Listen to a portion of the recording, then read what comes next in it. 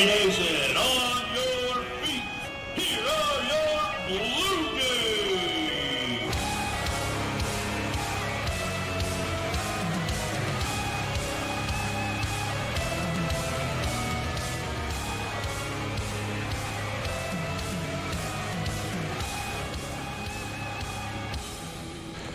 All right, welcome everyone to Joel H. Ween Stadium here in Hillsboro, Kansas at the campus of Tabor College. We're here for the final home game of the Tabor College Blue Jay football season here. I am Jim Paulus. I'm here with Charles Beal. Good afternoon, Charles. How you doing, Jim? Not too bad. Here we go. Interesting game here for this last game of the season as the Tabor College Blue Jays will host Sterling. Sterling right now sits tied for second in the KCAC at 7-2. The Blue Jays are 5-4 in the conference season, are 4-5 and 5-5 overall. Are hoping to get a win here this afternoon to finish above 500. And we just watched some of the introductions of the seniors, which is always a bittersweet seeing some men that have participated here for several years finish up their careers. And Charles, it wasn't too long you were doing that. Tell me a little bit about what that felt like being on that field there the last time. It's an emotional process, especially being away from your family, having them come out here, especially in a program like Tabor, which you're really close with all the players on the team. It's just really emotional and not really national impact here today, implications for the Blue Jays, but it's really just for bragging rights, these seniors to go out with a win and with a winning record, which is pretty huge. Yeah, the Blue Jays have had an up and down year. Incidentally, they actually have played a role in some of the potential of the second team getting in the KCAC. Bethel College also tied with Sterling at 7-2, and one of Bethel's losses is actually against the Blue Jays. And it would be a nice finish if the Blue Jays could actually have wins against the two teams behind Kansas Wesleyan. And in some ways, it shows the up and down nature of the Blue Jay season. Had some good wins along the way, had a couple stretches that were not as good. And then even looking at the last 5 games, they started out that 5-game stretch with a 3-0 record. And then the last 2 games they've lost by scores in the last minute. So it could easily have been a 5-0 streak coming in here, but unfortunately they couldn't finish out those last 2 games.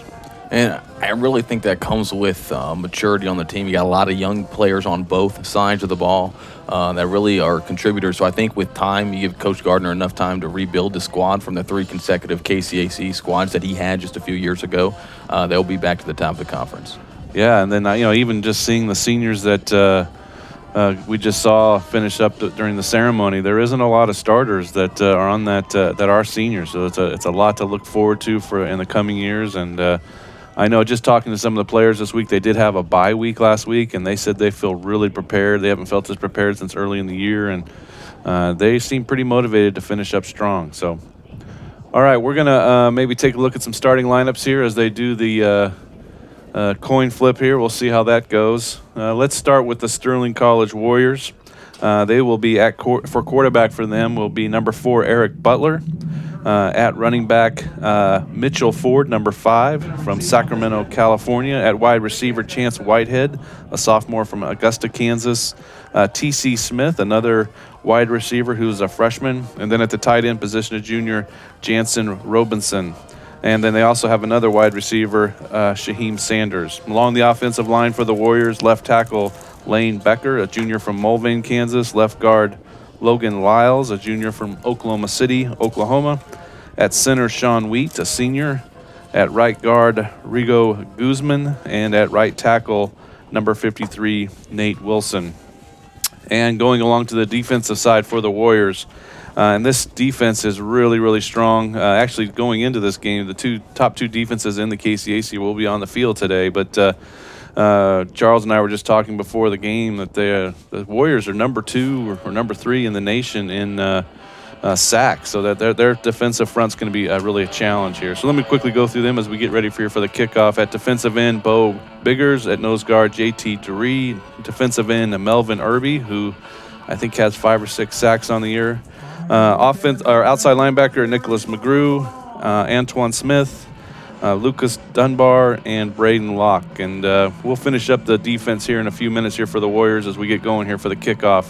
Kicking off for the Warriors, Peter Selesko, a sophomore from Slovakia. So we'll see how he goes here, and we'll get started here this afternoon. Windy day, strong breeze coming out from the south, and that will play a factor.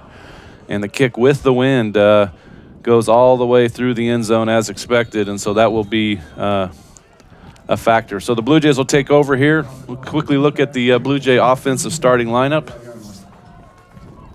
A.J. Williams, left tackle. Roy Scott, left guard. Those are two seniors on the left side of the offensive line, as well as Bix Gall at center. On the right side, right guard Aaron Burns and Zion Bowens at right tackle. And the skill positions, Trey McGee will lead the way at quarterback, redshirt sophomore from Tampa, Florida. He's had a very good year. And then Josh Johnson, he's a tailback who's a senior that will finish up. Landon Jones, Seth Swiderski, Justin Swims, and Derek Harper. All right, McGee has the starting group out there ready to go. He rolls out to the right. And quick pass off, and able to get 7 or 8 yards, it looks there. That was the tight end, Seth Swiderski, and he's really played a role on this Tabor offense this year, coming in third in receptions and receiving yards.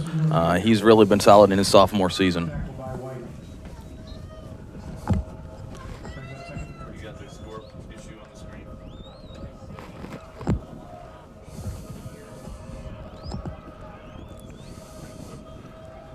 Pass off to Johnson. He gets across the first down marker, it looks like. And again, Josh Johnson is one of those seniors that's finishing up his playing career today.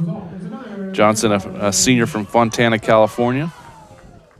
Johnson coming into the contest with 585 yards rushing. He's really been the bell cow this year for the Blue Jays. He has 173 carries on the season. Busy year for the senior.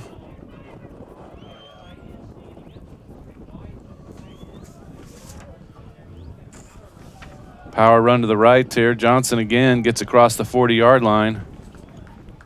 And a really solid opening to this game by the Blue Jay offensive line, which has pretty much struggled all year long, and they've gotten 2 solid pushes so far in the first 2 running plays. You mentioned last game, Josh, starting to see some multiple tight end sets in the later half of this season.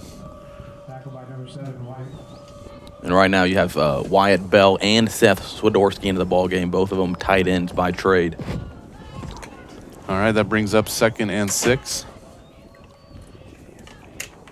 Harper in motion, and he'll get the pass off to the left. Harper makes the first man miss, but not the second, and there'll be no gain on that, maybe a half yard. And that'll bring up 3rd down here for this first drive for the Blue Jays. Tackle was made by Kwame Sexton of the Warriors. Sterling opening the game with cover 0, man across the board, really stacking the box, making a deliberate attempt to stop the run game for the Blue Jays.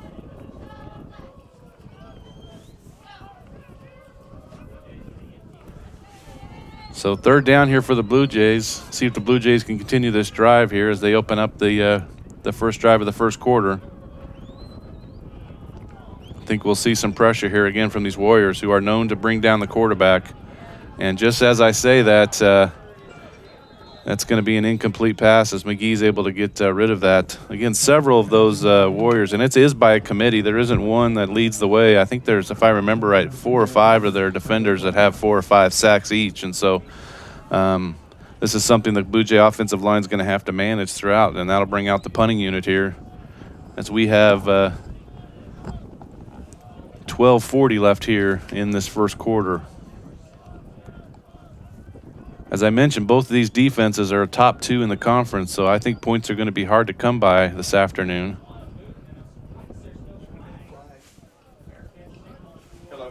Fair catch, and it's dropped, but he is able to fall right on it there, number 2.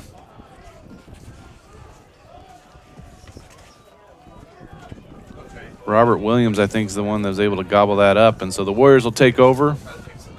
They'll mark that right about the 29-yard line, it looks like.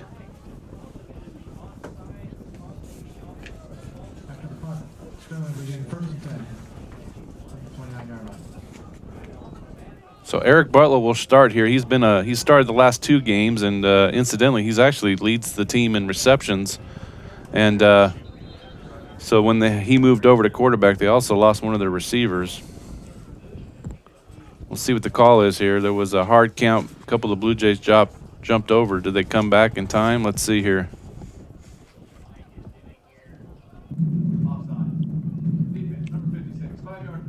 So that will be offsides on the Blue Jay defense, and that'll bring up first and 5 here for the Warriors. Butler on the season, the quarterback right now for the Warriors, actually is their leading receiver, leads the team with receiving yards at 475 yards on the season.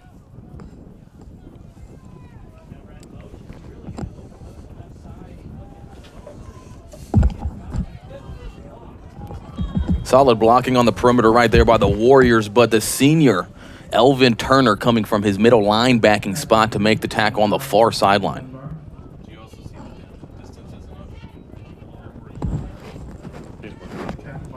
It's going to be good enough for a first down. Solid blocking on the perimeter right there by Sterling. So first down and 10 for Sterling at the 39. Butler is again empty.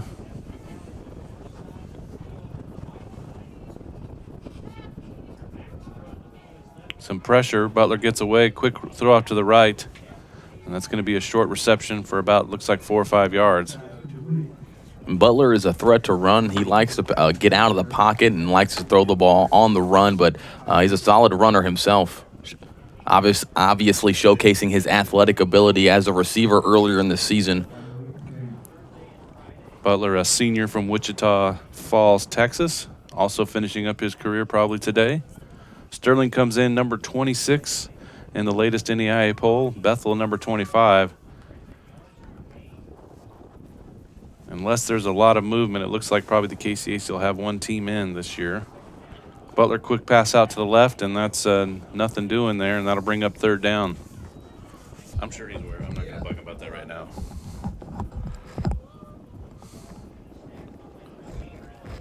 All right, first and 10 for McGee here. Johnson with a run up the middle for about 2 or 3 yards. This Warriors defense definitely features a lot of talented players on the season. Their leader in sacks is Nicholas McGrew. He's an outside linebacker. He has 6.5 sacks on the season. And at the other outside linebacker position is Antoine Smith. He comes in with 5.5 sacks on the season.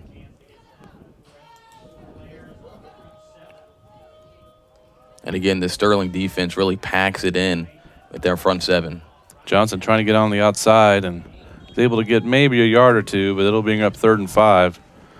Along with those sacks, I know that McGrew has 13 tackles for loss and Irby another 10.5. So again, this you're seeing Nelson, like you said, doing some movement to get these guys out quickly out to the outside. That last play was a 4 tight end set by the Blue Jays. They ran a lot of that in their last home game.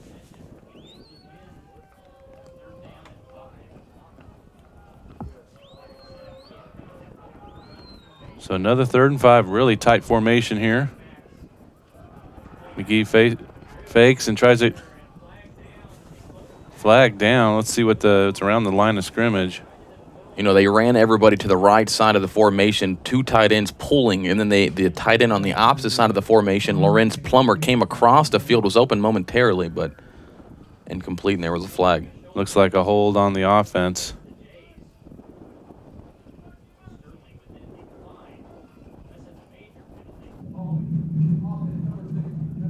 So that will be declined. That'll bring up 4th down.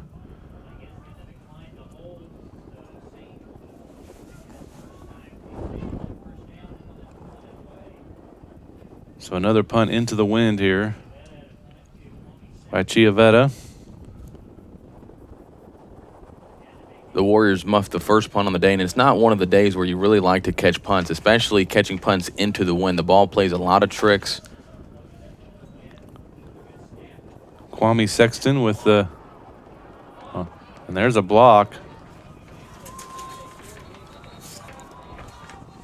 So let's see here. The flag is also down. Let's see what the call is going to be. The punt was blocked by number 44, Bo Biggers, a junior defensive lineman for the Warriors.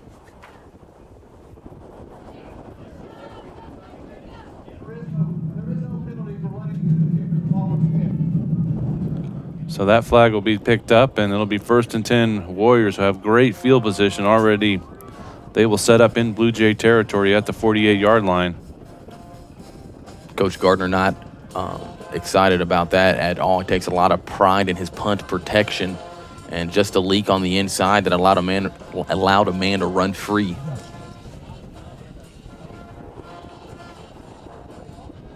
So 6:45 left here in the first quarter. Warriors had a field goal their first drive, and they will take over here again with great field position. See if they can add to their lead. Butler is joined in the backfield with Mitchell Ford. Quick pass out to the right. Number 25, Smith, and he's able to move across.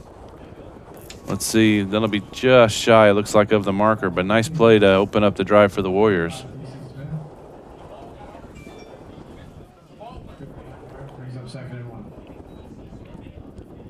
And again, from this offense, a lot of short throws on the perimeters to get their athletes in space. So perimeter blocking is huge for this Sterling team. So 2nd and 1.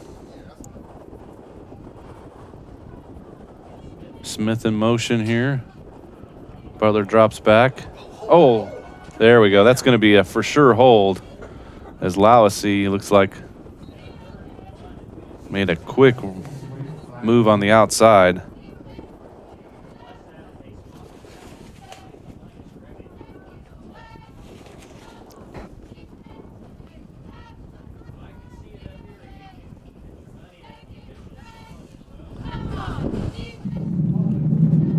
So that'll be a hole, and that'll push back the Warriors. That'll bring up 2nd and 11.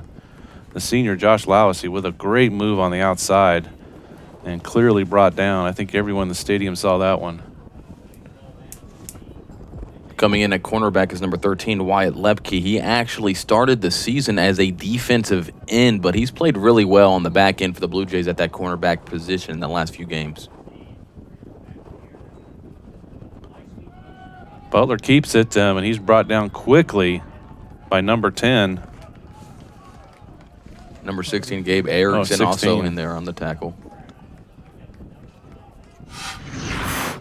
So this will bring up 3rd down for the Blue Jays. Nice couple plays here, drawing the hold and then the tackle right at the line of scrimmage. And it's really huge for the Blue Jays, especially that linebacking core, to stay at home when that fly sweep motion comes across, because the quarterback traditionally for Sterling likes to keep that and find some lanes in the middle. Screen to Smith. Smith's got some room and all kinds of space. Goes right up the gut, and he's going to get across to the touchdown. Big play, 49-yard reception on the screen from Butler to Smith. You talk about speed, ran past several Blue Jays, almost untouched. A great play design by Sterling, and the Blue Jays in space were just not able to get a hold of him. T.C. Smith, a freshman from Eden, Oklahoma, as you mentioned, displayed the speed on that play. Blue Jays had several opportunities to make a tackle there. Just a great run, catch and run by Smith. Play clock at 3. Let's see if they can get this off, and they do. Kick is up, and it is good. And so after 2 drives, the Warriors able to get a field goal and a touchdown, and they take a 10-0 lead. We'll take a break here. 5:23 left here in the first quarter. Sooner or later, you might need some extra storage space. When that day comes, Fleming's Mini Store All is ready and waiting. Fleming's Mini Store All has 5 locations and has been serving the Hillsborough and Marion area since 1990. They've got a variety of storage size options and can even handle boats and RVs. To learn more, just visit FlemingsMiniStoreAll.com or give them a call at 620-382-5550. Fleming's Mini Store All, the solution for your storage problems.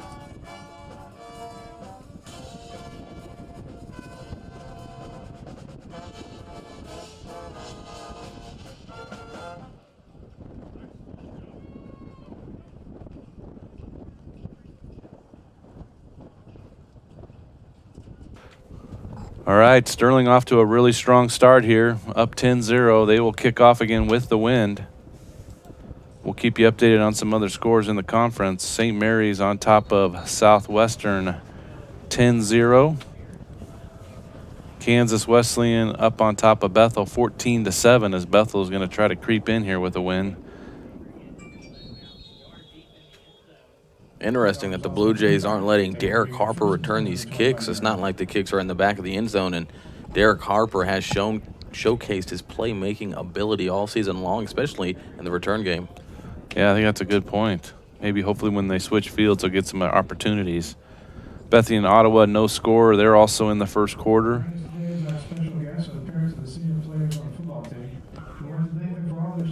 We'll keep an eye for sure on that Kansas Wesleyan Bethel score, as again Bethel comes in 25th in the nation. Gonna try to get a win here today.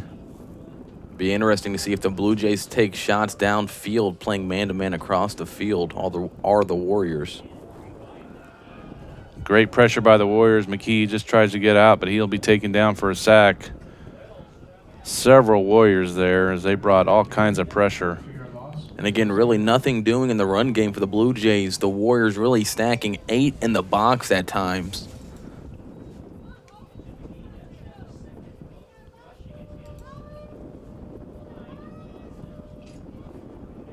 Blue Jays bringing in both their top 2 tight ends, Wyatt Bell and Seth Swiderski, into the game. Swims and Derek Harper, the receivers. So far, Sterling with 111 yards total offense. Blue Jays 33. Run up the middle and then maybe gets back to the original line of scrimmage, and that'll bring up 3rd and 10.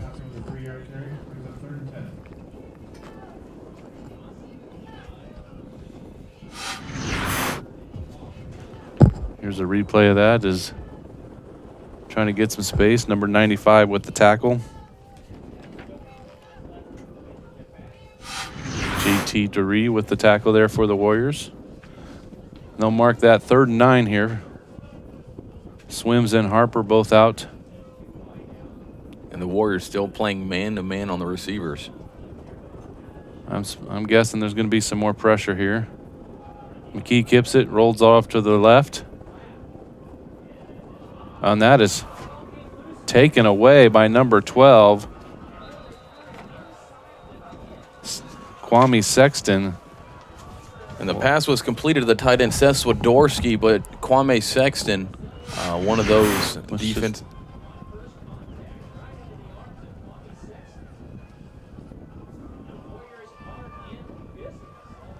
Oh, yeah, just pops right up into it, and he just gathers it out of the air and just runs up this McKee with the tackle right around the 9-yard line, 10-yard line.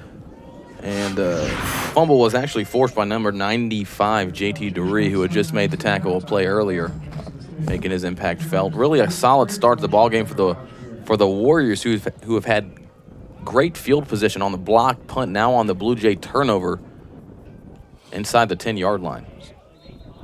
So Sterling up 10-0 and inside the Blue Jay inside the red zone here, knocking on the door again. Just don't need that, especially when your offense is struggling. Gifting them turnovers really is going to hurt your cause to win the game. And just like that, another 5 yards move the Warriors up. They'll be 1st and goal here at the 5-yard line.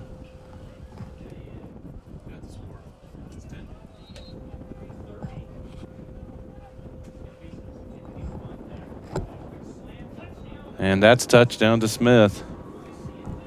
Blue Jays playing man-to-man on the outside. They motioned a back across the formation. The safety went to the back, and they with the number 2 receiver ran a slant. The linebacker did not slide over, was wide open in the end zone. And within under a minute, I think, on the play clock, Smith with 2 touchdowns. And the Warriors are an extra point away from being up 17-0.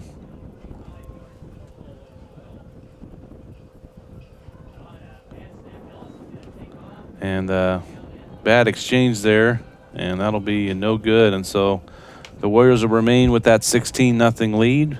And we're going to take a break here. 3:35 left in the first quarter. Create an estate plan that values what you value. The Biblical Estate Design Service from MB Foundation is a will planning service that brings your faith into the process of preparing a God-honoring estate plan. Many donors of Tabor College have used this service to create their plan and have chosen to leave a gift to the college, a gift that will have a lasting impact on future generations of Tabor students. Learn more at mbfoundation.com/Tabor and get started on your plan today. MB Foundation, giving meaning to money.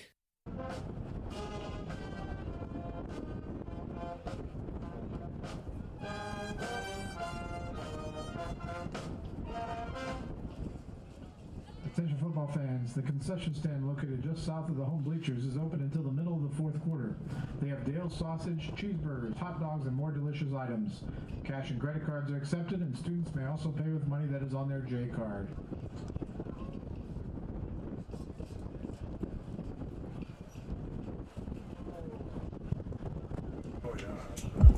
All right, we're back here.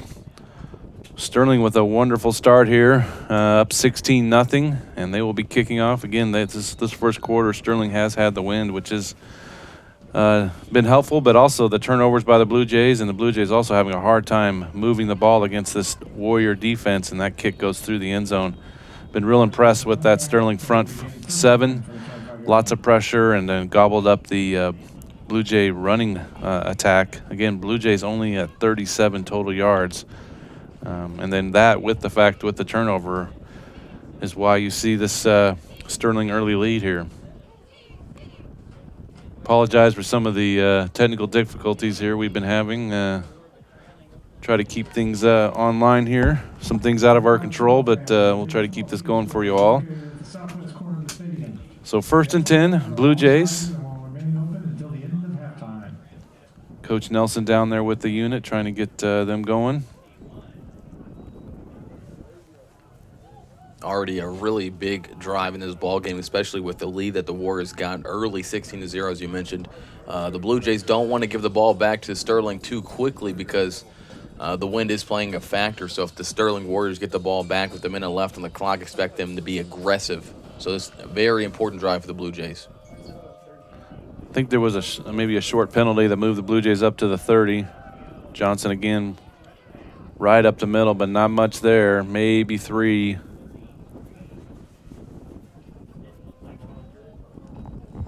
Penalty was on the kickoff. It was offsides on the kicking team, which allowed the Blue Jays to go up to the 30. That was number 31, actually, Jordan Dixon, the redshirt freshman from Baltimore. Dixon had a couple touchdown runs a couple weeks ago at Bethany.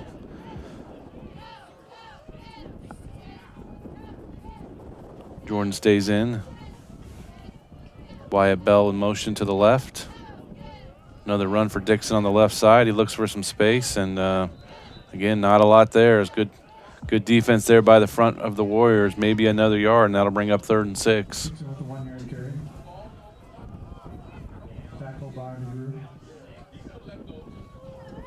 And again, Sterling really stacking that box against the run, sending everyone they have outside of the cornerbacks. It'd be really interesting to see if the Blue Jays are conservative here or they throw the ball down the field. As you mentioned, there's just been a lot of one-on-one coverage on the outside that Blue Jays have yet to really attack at all. Pressure up the middle. McGee gets moving. Lots of Warriors here. Big block, but that doesn't matter because that's also a sack. And it'll be really interesting to see if Sterling takes a timeout right here to save some clock to stay with the wind. We'll watch here. McGee able to get away.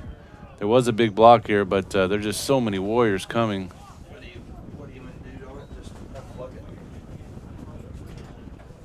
And so that'll bring up 4th down.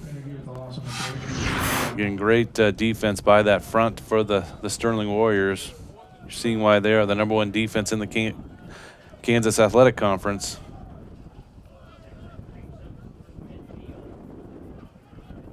Low kick. And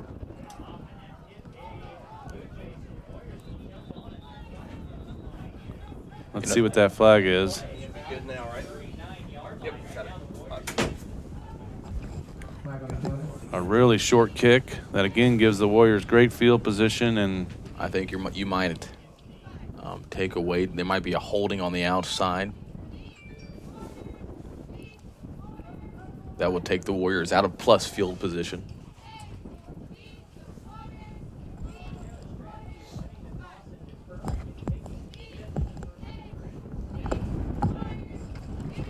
Holding. Number 26 of the KCAC.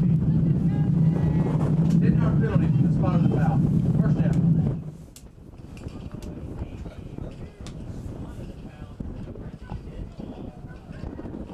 Interesting that they chose the spot of the foul and not taking the Warriors back 10 yards.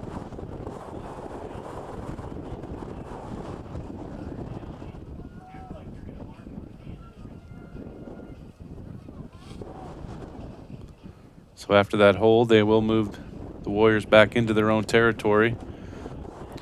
10 yards from the spot of the foul. It's not the ball was going to be placed at the spot of the foul, but since the spot of the foul was past where the ball was recovered at, they're going to go 10 yards from that position. That makes sense. So Warriors have plenty of time here to use the wind to their advantage.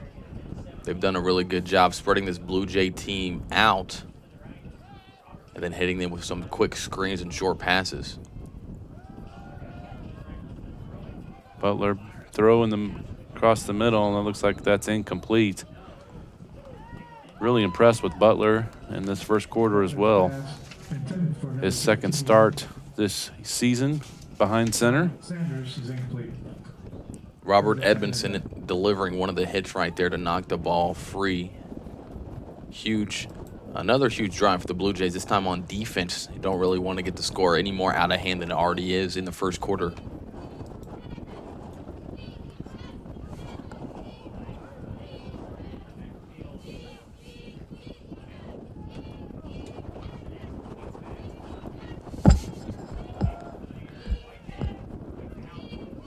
Quick pass out to the right, out of bounds. Butler to Whitehead. And that'll push the Warriors to looks like the 42-yard line of the Blue Jays.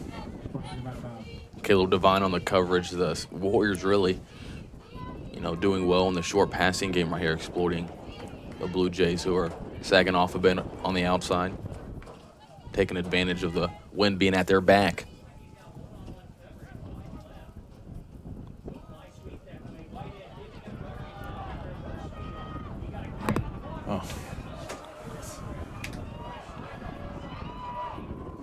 Robert Edmondson for the Blue Jays did a great job penetrating into the backfield, but what a good job out of the Sterling receiver, able to reverse field, and there was just nobody there. Watch this here. Nice play by Whitehead. Gets in all kinds of trouble here, and I felt like there could have been right there. Blue Jay hit the quarterback and unable to be helpful in the tackle there. The Blue Jays really aggressive on the pursuit right there. Did a really great job. There was just nobody on the backside to hold contain. So Sterling again knocking at the door. They're in the red zone here. 1st and 10. And that will end the first quarter. Impressive first quarter by the Warriors, seeing why they're one of the better teams in conference. As we get going here, we'll get ready for the second quarter. 16-0 Sterling.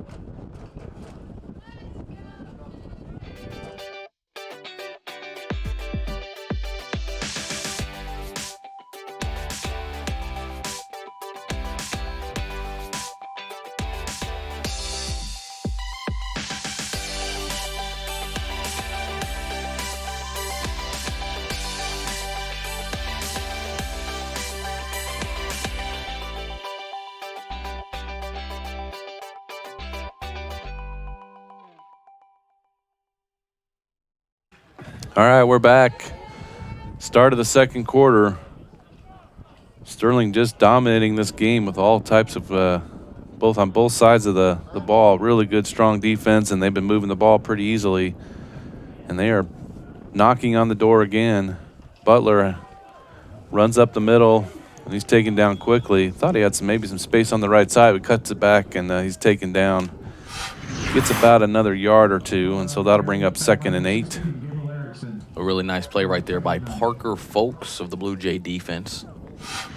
Able to contain Butler, who again is a really good athlete for the KCAC. And on top of the really great play by the Warriors, Blue Jays also had a turnover deep in their area that didn't help things in that first quarter, and so hopefully the Blue Jays can clean up their play a bit on offense and start moving the ball a bit. But first of all, they need to hopefully hold the Warriors to a field goal attempt. Butler, a draw right up the middle, gets another yard or two, but that'll bring up 3rd down. Erickson and Lause in on the tackle right there. And you see, even in the red zone, the Warriors spread the field so much that it takes all the number of defenders out of the play, especially if you run a play in the middle and in a draw, you have 2 receivers to each side, and both of them just way out of the picture. And they've done that for years. Sterling's really thrived with that offense.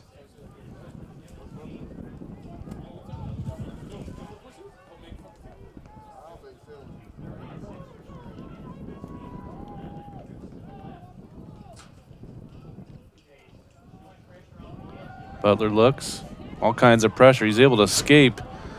Butler gets close to the end zone, knocked out at the 2 or 3, but that'll be a fresh set of downs. Nice play by the athletic Eric Butler. Michael Garcia, the California native, able to knock him out before he reached the end zone. And it was really solid pass protection by the Warrior offensive line. And Mitchell Ford in the backfield picking up the blitz of Blue Jays. Sent 2 backers, as you see on the outside. Edmondson and Erickson both picked up, and Butler able to escape containment. And you see Garcia pushing him out of bounds. Good hustle by the defensive lineman for the Blue Jays. So 1st and goal for Sterling. They're looking to punch it in and increase this lead. Under 13 minutes left in this second quarter. Butler rolls to the right, looking for somewhere to throw it. And that'll be incomplete, and that'll bring up 2nd down. Folks and Erickson providing the heat on Butler, and Caleb Devine in coverage for the Blue Jays. Real excited about this. Some of these defenders coming back. You mentioned Folks and Erickson, a couple sophomores, go along with Reese and Brooks Gardner, a freshman. Lots of exciting defenders that are coming back for the squad next year. You know, you really go through the Blue Jay secondary as well. I mean, Caleb Devine as a redshirt junior. You got Raymond Perrault, Wyatt Lepke, just a freshman. All those guys return for the Blue Jays.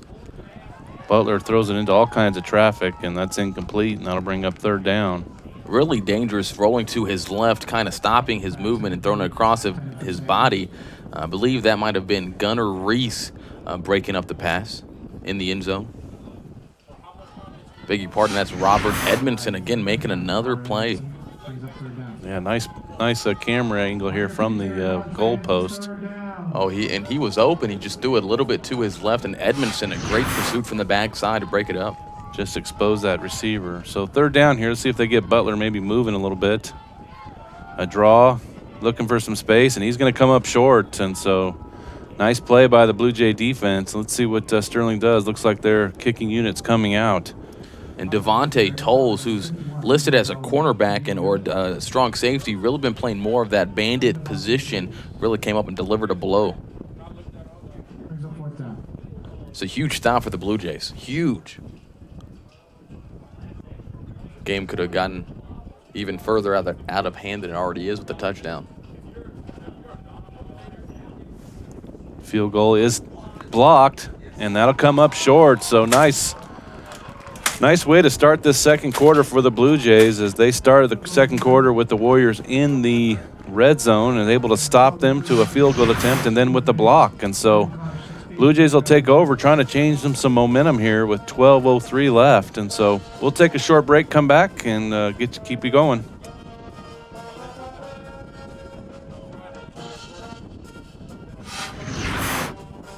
Think about how good it feels when people really get you. Like the friends who come over when a big game is on, the neighbors next door who always bring your favorite buffalo dip, your in-laws who know you need silence during the clutch plays, and everyone who knows about your special post-win fist bump. It's kind of like having a State Farm agent like Paul Brooks. Paul is here to get to know you and understand your life, so he can help make it easy for you to protect what's important. Get an agent that gets you and your fist bumps. Call State Farm agent Paul Brooks in Wichita at 316-721-8181. All right, we're coming back here. Blue Jays taking over after that block. Let's see if the Blue Jay offense can start making some ground here. Again, only 34 yards of total offense so far in this game. And now it's going to be interesting to see what the play calling is like with the wind at the back. For the most part of the first quarter, Blue Jays running the ball for the most part. Let's see if they open it up, especially with Derek Harper and Justin Swims, two of the better receivers in the conference on the outside. And with Sterling continuing to play cover 0. McGee rolls out, option out to Johnson. And he's able to get 7 or 8 yards there. Nice play on first down for the Blue Jays. Haven't had many of those. Blue Jays brought in 2 tight ends. Sterling packed everyone in. Blue Jays run a speed option on the outside. Good blocking by Derek Harper on the top of the field right there. Here's the replay. So that'll bring up 2nd and 3.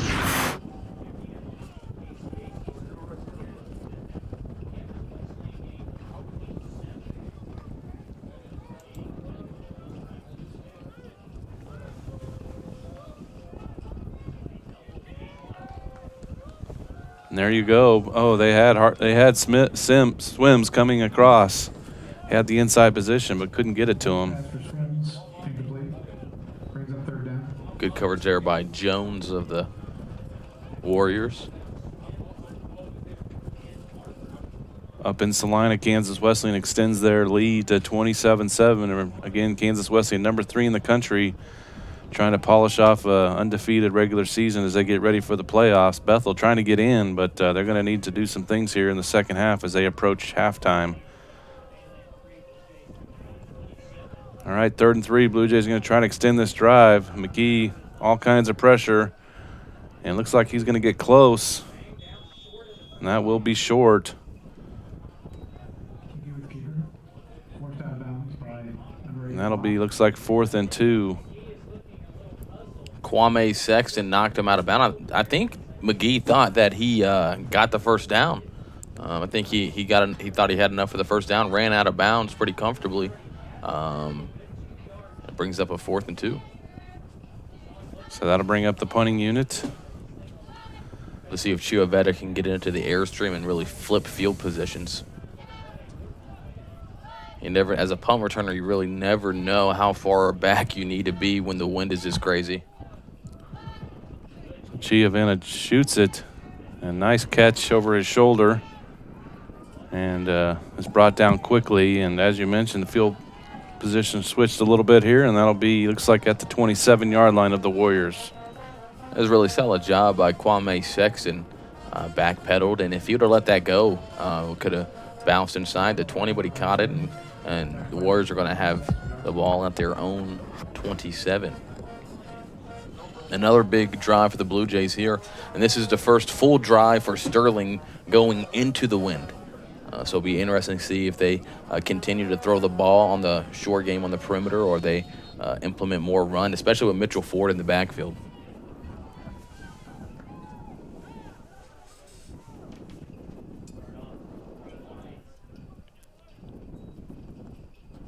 Hand off to Mitchell Ford. He bounces out to the right, got all kinds of room, and able to get a nice chunk of yards. Looks like right around the first down marker. And again, the Warriors able to spread out the Blue Jays. They only had one linebacker in the box right there, as it was Elvin Turner who was able to track down Mitchell Ford. They will move the chains, 1st and 10.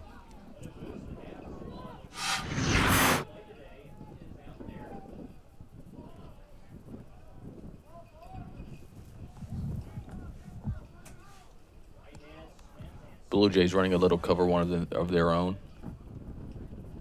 Malik McCain, the free safety, on top.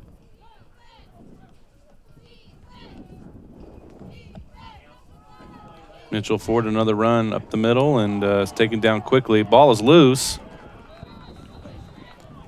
Elvin Turner was the first to make contact in the backfield. It was a fumble.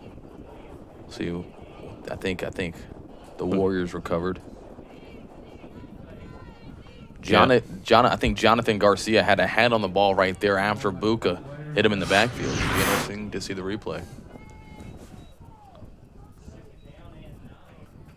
Yeah. There's the ball loose. Drops right down, right to him. And enough cannot be said about the Garcia brothers, both coming from California, been in the program for 3 years, high motor guys, really contributed well this year. Run up the middle. Looks like we got a hold potentially. Generally a flag in that area indicates that. Let's see here. This big play can take up a third and what would be 3 into a 2nd and 20.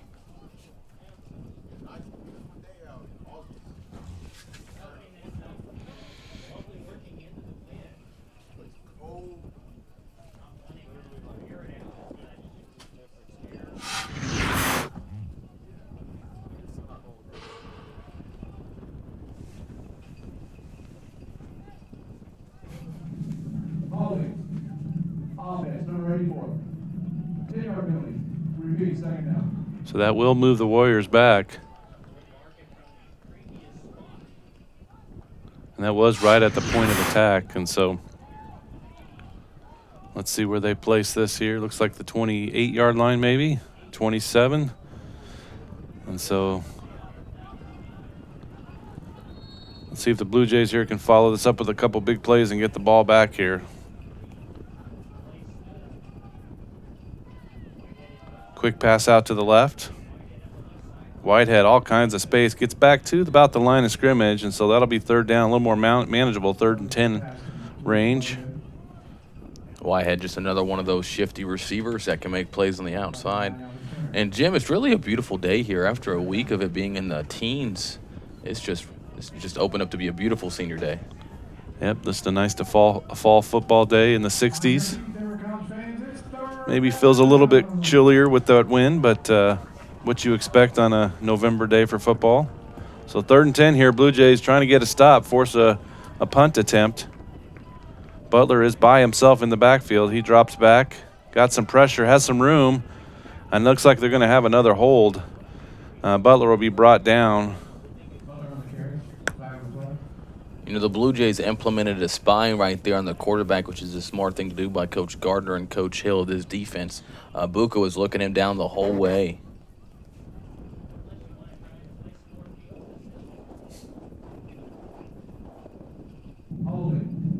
I think Gardner's going to take the penalty. So that'll bring 3rd and 20. Especially with again, we've talked about the wind all broadcast so far, with the wind being a factor and the wind blowing in the face of the offense. You know, every yard counts, especially when you consider punting. You could punt the ball 15 yards into this wind. There's that hold. So another big play here. Hopefully Blue Jays can, again, force a punt attempt and really need to get the ball back and get on the scoreboard here.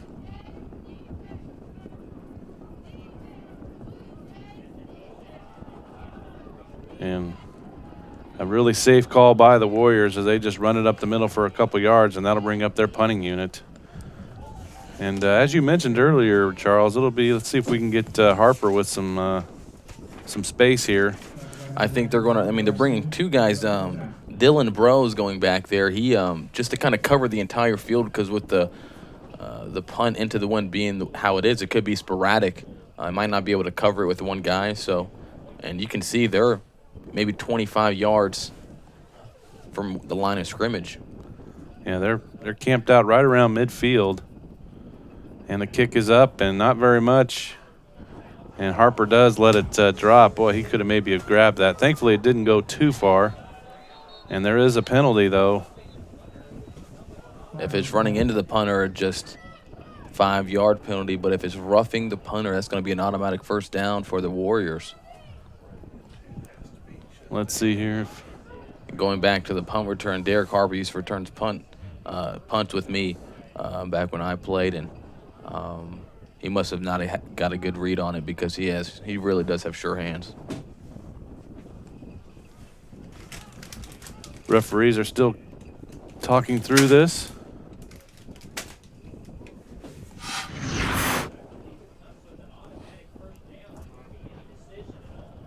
I think part of the decision is that I think the Warriors there could be a reason why they would decline this, because they actually did get the punt away and everything, and the Blue Jays didn't move it forward. So if it's running into it, if it's only a 5-yarder, there could be an argument to just letting this play. Yeah, running into is not an automatic first down. Running into the kicker. 5-yard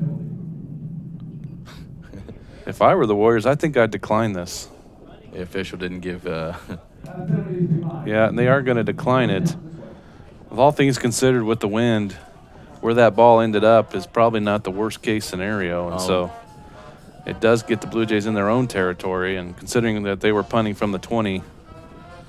Yeah, it was a very good punt by that. He got a good bounce on it, and so again, field position is like a chess match with punt return on days like this.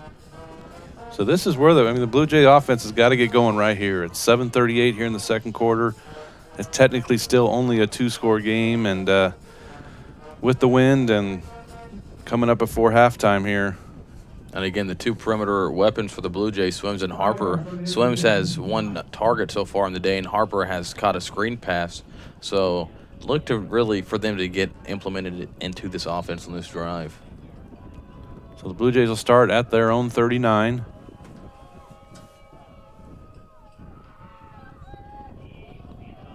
Johnson, a little bit more space, able to get across the middle there, about 6 yards. And they had a good running play that last drive, but then after that, nothing doing. So let's see if they can follow this up and actually get a first down and get into Warrior territory. And remember, the Blue Jays opened up the game with 2 solid runs to start the game, but as you said, it's been tough sledding since then. Nice cut back there by Johnson. Pretty good play design, putting Harper in motion, moving the linebackers a little bit to get them out of place.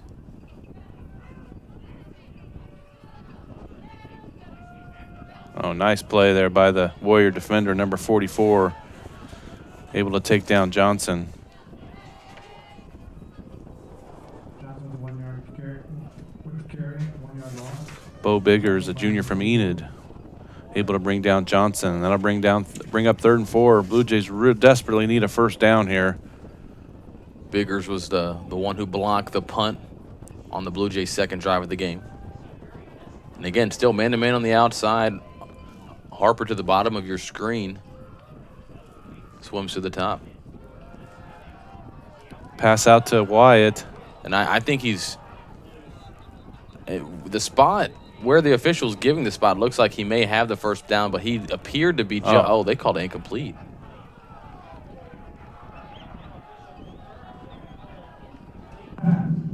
Rolling on the field, incomplete pass. 4th.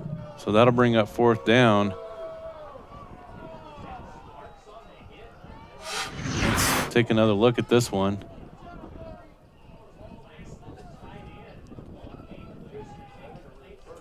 Oh, my goodness. That's got to be a catch. So that'll bring up 4th down and the punting unit. Tough break for the Blue Jays right there. Really solid play by Micah Starks. Nice hit by him, and Blue Jays will now have to give up the ball again. They're going to go with a fake here. They're going to get it. And that's a first down and then some. That's going to be Lawson Looters, the backup quarterback from Meade.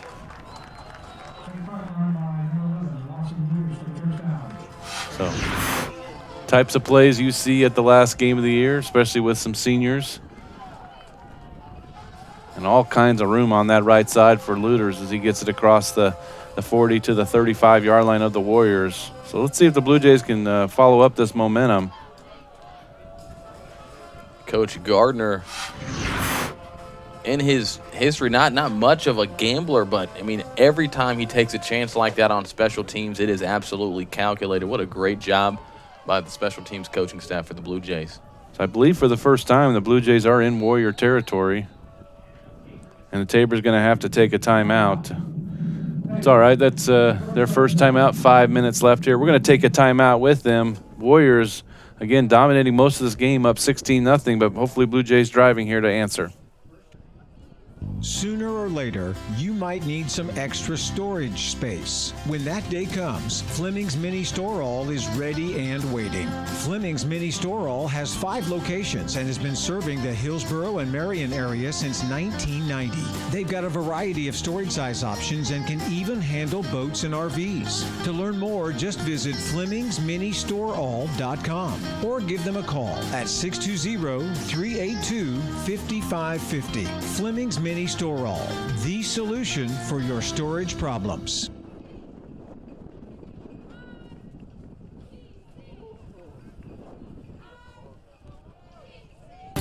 Create an estate plan that values what you value. The Biblical Estate Design Service from MB Foundation is a will planning service that brings your faith into the process of preparing a God-honoring estate plan. Many donors of Tabor College have used this service to create their plan and have chosen to leave a gift to the college, a gift that will have a lasting impact on future generations of Tabor students. Learn more at mbfoundation.com/Tabor and get started on your plan today. MB Foundation, giving meaning to money.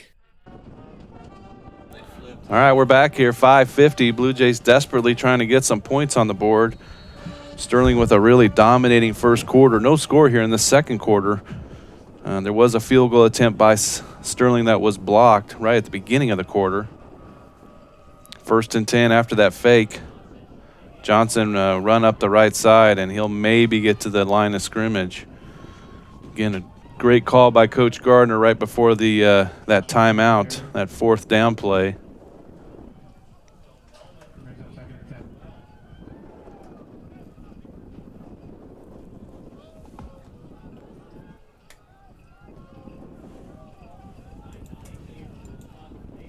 So Blue Jays with 3 first downs this afternoon, and one of them on that fake punt attempt.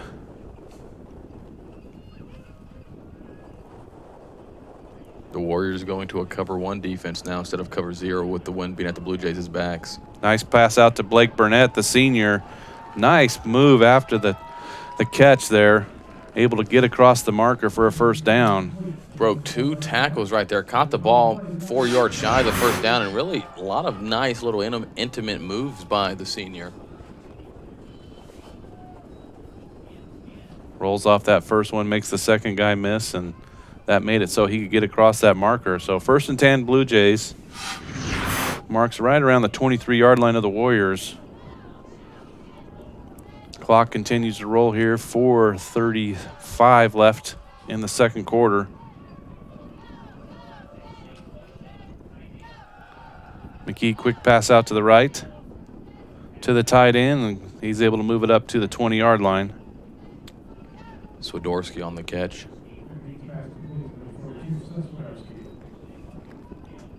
So two quick passes up on that right side.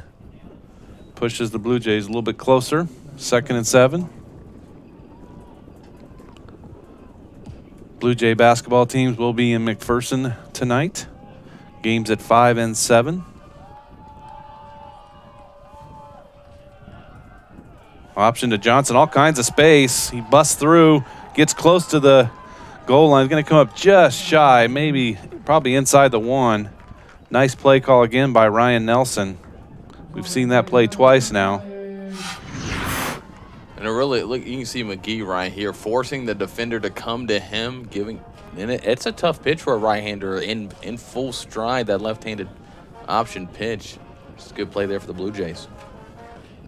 Let's see if they feed it right back to Johnson here again. He's a senior running back, his last game of his career, collegiate career. And let's see if they can get him to punch it in here.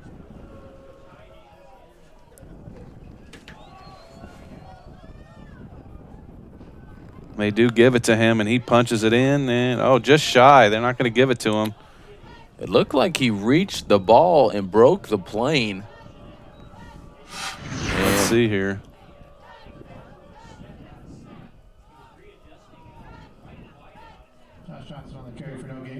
Right there, you see him reach it. You can't tell from that angle if it breaks the plane. He gets a little closer, 2nd in inches here.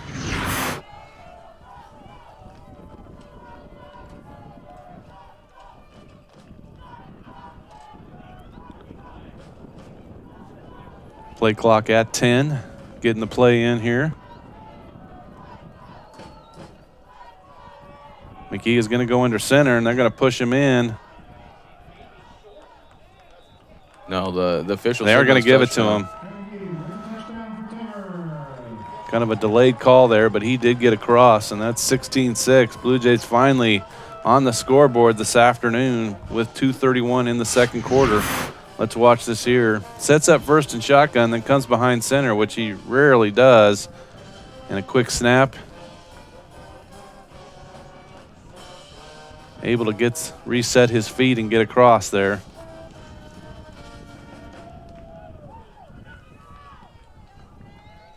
So that'll bring up Chiavetta here to get the extra point up.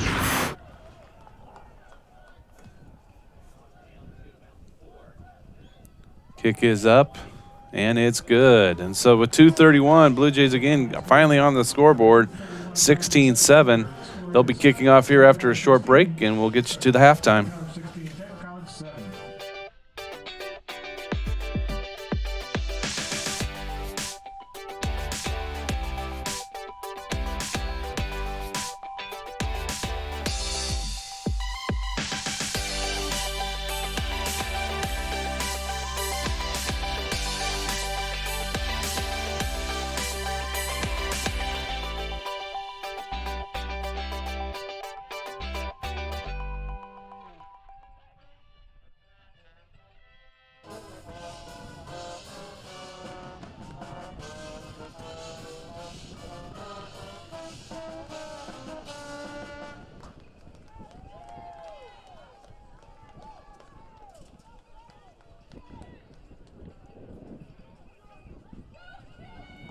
All right, Joe Chiavetta gets the pleasure of kicking with the wind here finally after that touchdown drive by the Blue Jays that was fueled by that fake punt.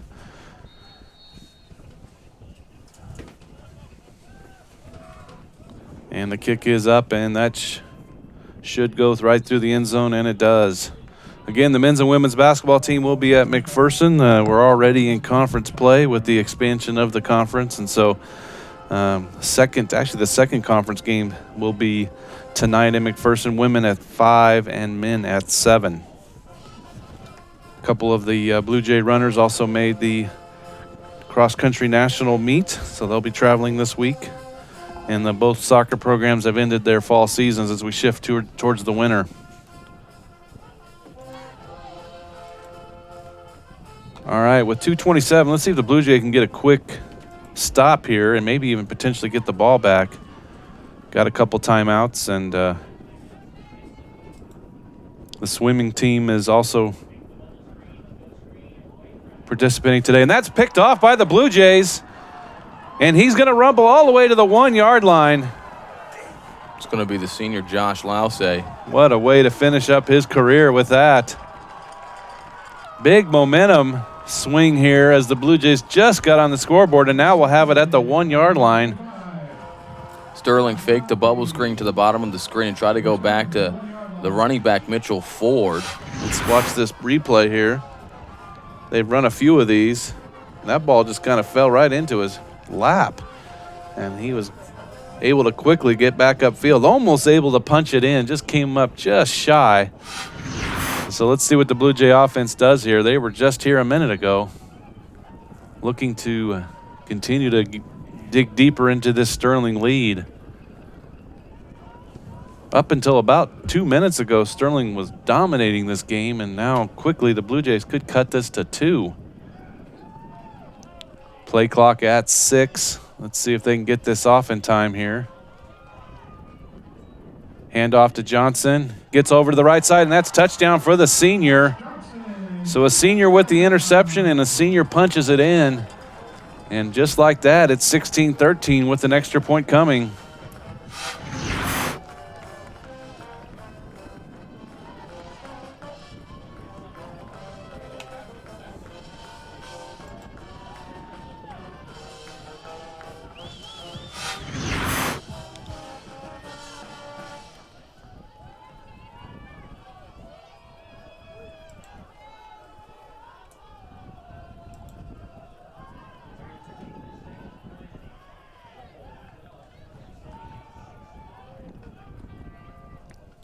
Extra point is blocked. I've seen a couple of those mishaps.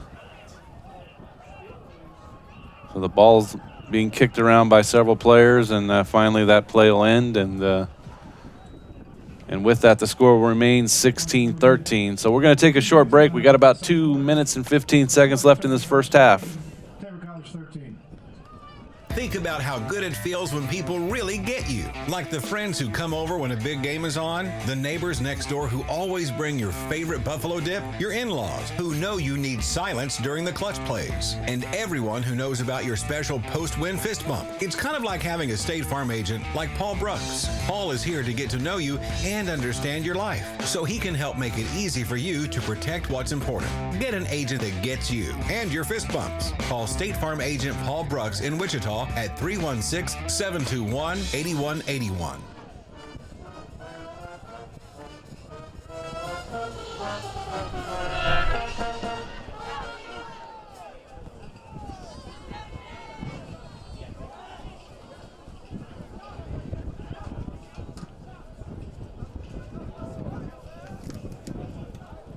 All right, we're back here. Blue Jays set to kick off again. 16-13, Warriors with the lead, but momentum clearly with the Blue Jays right now.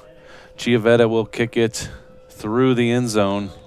Mentioned that the men's and women's basketball will be away tonight. They will be at home on Wednesday against Kansas Wesleyan. Also mentioned the cross-country team, Emily Kimmeling, a senior from Grant, Nebraska, and Conangela, senior from Jamaica. Both will be making the trip to the national meet next week. Congratulations to them as they finish up their regular season. And the swimming team is in Leavenworth today. They'll be participating in a meet. Probably been going on for a while already today. As again, we're switching over to the winter season. All right, Sterling, 1st and 10. They have 2:11, have a little time here. Blue Jays hoping to make another quick stop. Butler, fake pass, goes right up the middle, and that's going to maybe get a yard. Nice defense there by the Blue Jays. Lousay coming in with the second consecutive play for the Blue Jays. Butler on the carry. Good pressure by the Blue Jays, looking for a screen, forced him inside, and Lousay able to track him down. So they'll mark that with a 2-yard gain, 2nd and 8. Clock continues to tick here, 1:45. I think you'll see Sterling drain this as much as possible here.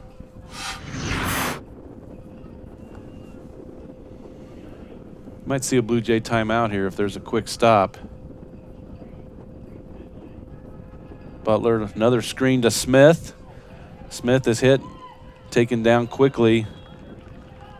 Elvin Turner made the initial contact right there, finished by Wyatt Lepke. And again, it would be interesting to see if the Blue Jays do, in fact, and they call do. timeout. Coach Gardner jumps out, and he will stop that clock with 1:15. It is a manageable 3rd down, 3rd and 3, so it'll be interesting play call for Sterling. We'll take a timeout with them. We'll be back here shortly to finish up the second quarter.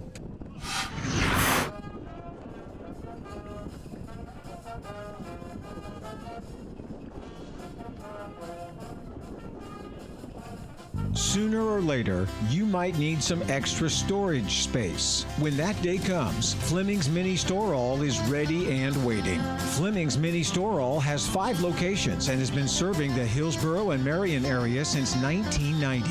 They've got a variety of storage size options and can even handle boats and RVs. To learn more, just visit FlemingsMiniStoreAll.com or give them a call at 620-382-5550. Fleming's Mini Store All, the solution for your storage problems.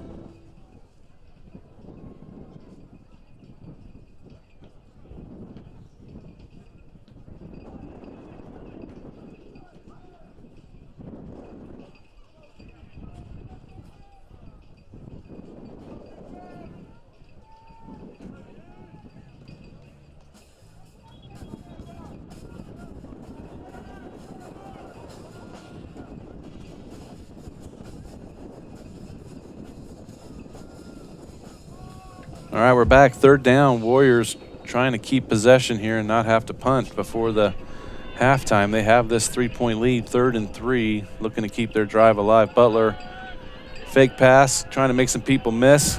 He's in all kinds of trouble here. And he does throw it away. And for a first down, nice play. But there's going to be a flag. We'll see if that's either a legal man or hold. And I think there's going to be a late hit penalty on the Blue Jays. So potentially offsetting penalties.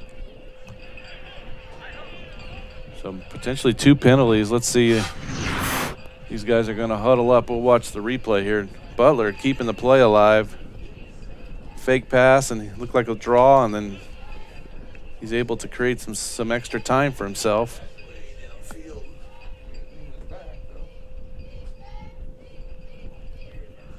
And the referees are having a long conversation. Definitely a late hit by the Blue Jays.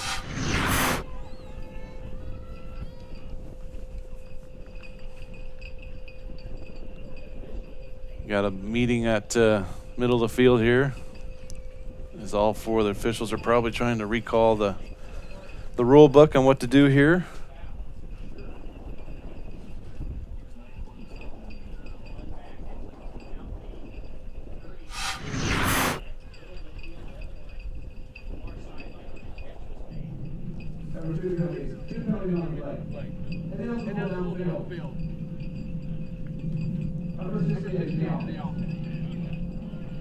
And definitely a late hit there. As you can see, he's out of bounds.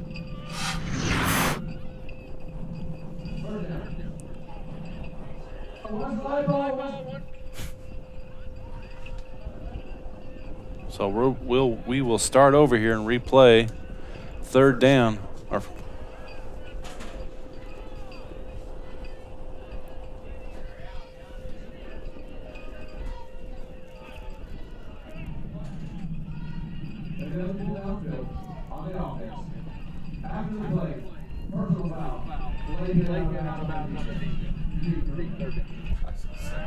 So they are going to repeat 3rd down here. All kinds of confusion here. The officials are going to probably have to. No, I'm not sure. The white hat called offsetting, and now the other officials went back 5 yards, which was here. He's going to correct himself. Automatic first down.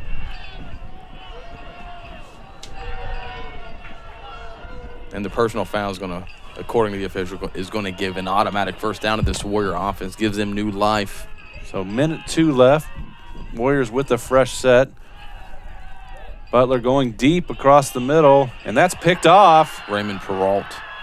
And that's just as good as a punt. And Peralt's going to get some room here up the field. Still on his feet. And he's going to get to the 30-yard line. Let's see where they mark that. There's a little. And there's all kinds of flags here. There's a Warrior tangled up with some Blue Jays on the sideline. There's going to come after the play. Blue Jays will act, and there's also a flag during the play. I think there's going to be a couple of flags, which is not what you want, especially when you get basically a punt return into your own territory. Blue Jays could go back as much as 30 yards, depending on what they call. All kinds of activity down here. I think we'll start with another meeting of the officials here as they try to unravel everything. But a good play initially by Raymond Peralt playing center field from his safety position. Butler was going for Whitehead, I believe, down the field, and Peralt just read it beautifully, came over. And a really solid return there, showcasing I know he did play receiver and in some other positions on offense in high school, but a really solid job there. But unfortunately, several penalties on the Blue Jays. Another interesting play call, really. Coach Gardner and the Sterling head coach were going to come talk to each other at midfield. Looked like it was going to be a friendly meeting, but the officials came in very quickly and broke that up.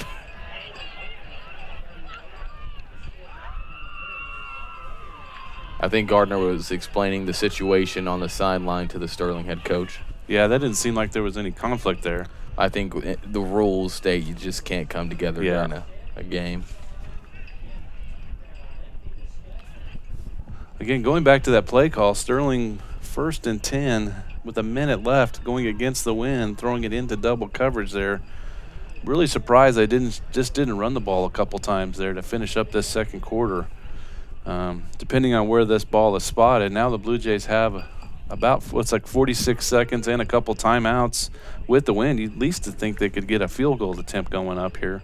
All depends, of course, on the spot.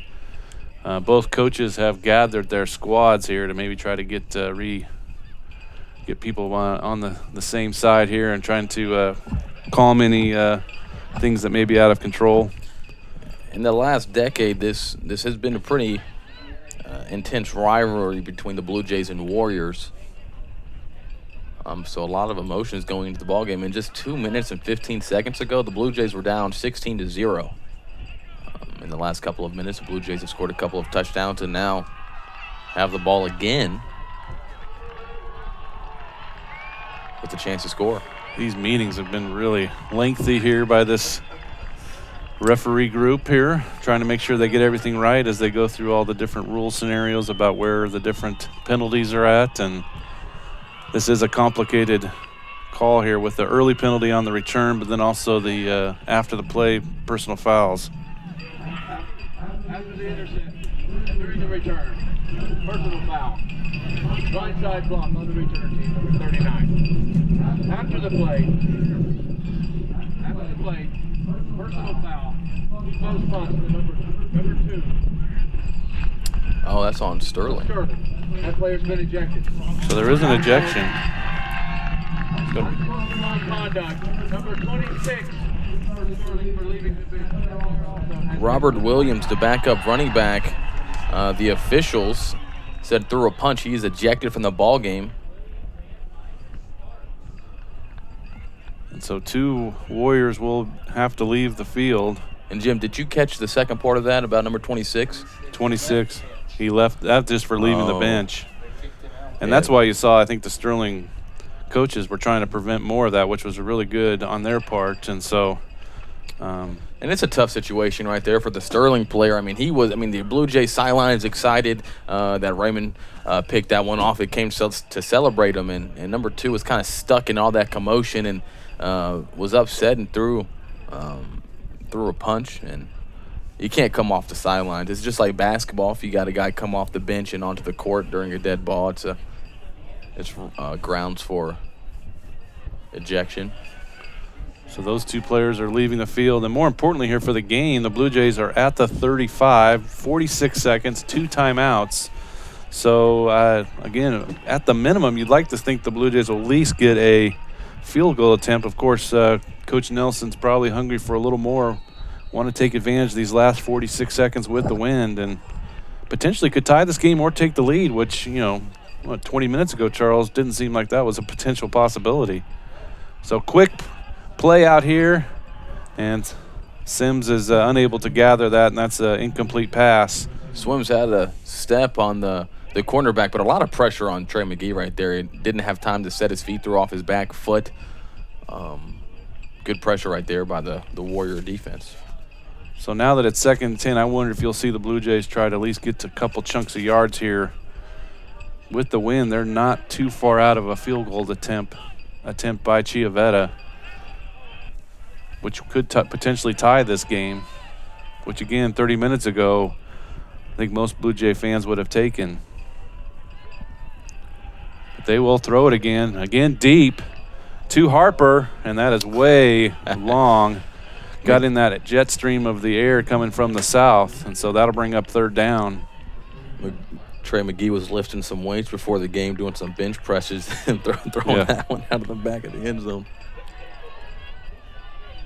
And we got to go back to the possession where the Warriors up 16-0, driving into the right side of the field to the south end of the stadium, had a chance to go up 24-0. Or 23-0, I should say, and they ended up, Blue Jays have a huge stop on 3rd and goal and forced them into a field goal, which they blocked, and that was a huge turn of events now, especially with the Blue Jays driving. Low snap, McKee, and he's taken down. Nice play there by number 35 of the Warriors. That is Melvin Irby with the sack, and that'll bring up 4th down. And Blue Jays, nothing doing here after this big play. 2 long passes that didn't have much chance of being gathered, and then now with the sack. And with 13 seconds, the Blue Jays will go for it here, which makes sense. Well, I'm surprised that Sterling's not calling a timeout because now the Blue Jays have run the clock down to where they can actually get the last play and throw it. And it is a great play by Sterling now. And again, number 35, as you had mentioned. And so that will end the first half. That doesn't. Well, I guess, yeah, it does make sense. And this is where Sterling has a case here for sure. That was grounding, and you can't end the play on the penalty. And so the Warriors will have a chance here. Oh. So I guess, well, maybe it's just they can't end on a defensive penalty. And so that will. Well, no, the Sterling, if they accept the penalty, I believe they will have one untimed down. That's what makes sense to me. And the Sterling coach was very quick to come out to the field once the white hat had said the penalty had been declined. And so I guess that's halftime. And so we will take a break as well. We'll come back after 15 minutes or so, give you some halftime stats, and get you ready for the second half.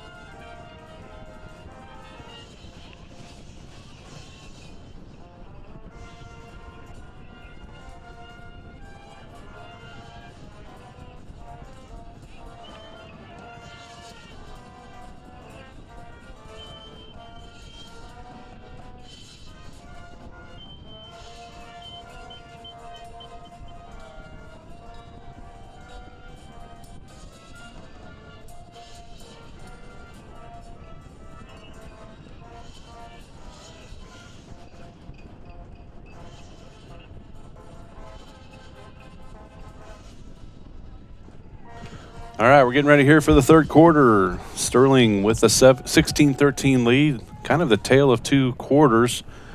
Sterling was really dominant that first quarter, 16-0. Actually had the ball deep in Blue Jay territory to begin the second quarter. Big stop by the Blue Jays, not only on downs, but also with the block of the field goal attempt that kept that lead at 16-0. And then really late in the second quarter, Blue Jays able to take advantage of a turnover and some other things and were able to get 13 points on the board. They did have a PAT that was blocked. And so looking at the totals here as we go into halftime, total offensive yards for Sterling 194, much more than Tabor's 98. But again, I think there's just some key plays that helped the Blue Jays. The pick-off by Lawsey was, of course, really important for the Blue Jays to score that second touchdown. Here's the pick that was towards the end of the second quarter that Sterling taking a shot with a minute left in that second quarter. And unfortunately, Blue Jays were not able to add any points after that. And so The Blue Jays will kick off to Sterling into the wind. So again, Sterling will have the wind. Wasn't all the reason, but it seemed to be a big factor in that first half. The Blue Jays just played better on offense overall second quarter, but the defense held it together at some level to keep things close, and again, able to take advantage of some of Sterling mistakes to stay in this game. A short, high kick that's taken as a fair catch by the Warriors at the 30, and so not a bad actually result considering the wind. And so the Warriors will set up at the 31-yard line to start this third quarter.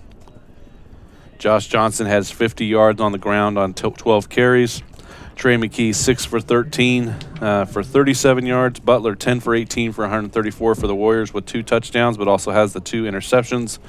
Rushing, Whitehead 26 yards, Mitchell Ford 19. All right, so Butler will again start the Warriors drive here in this third quarter. They again have the wind. Let's see if the Blue Jays can stop some of that momentum that the Warriors had that first quarter when they did have the wind. They have Smith in motion, handoff to Mitchell. Well, that's number 22 with the run. We'll catch a name on that. That's going to be the third string running back, number 22, Alexander Harbor. That's right. The second string, Robert Williams, no longer in the game, and so we might see number 22's number a bit here in this second half. Nice run to start this the second half. 2nd and 4 on the 38-yard line of the Warriors. Butler keeps it, bounces out, and able to shake around a bit and get across that first down marker. Nice run by the senior quarterback.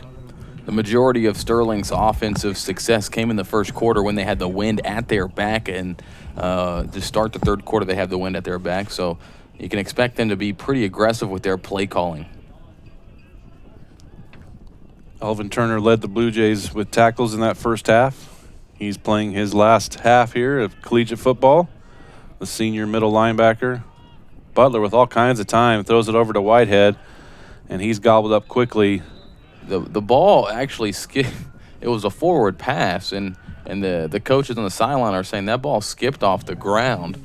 Be interesting to get a replay on that because it seemed like, from my vantage point, that some of the rubber came off the turf, but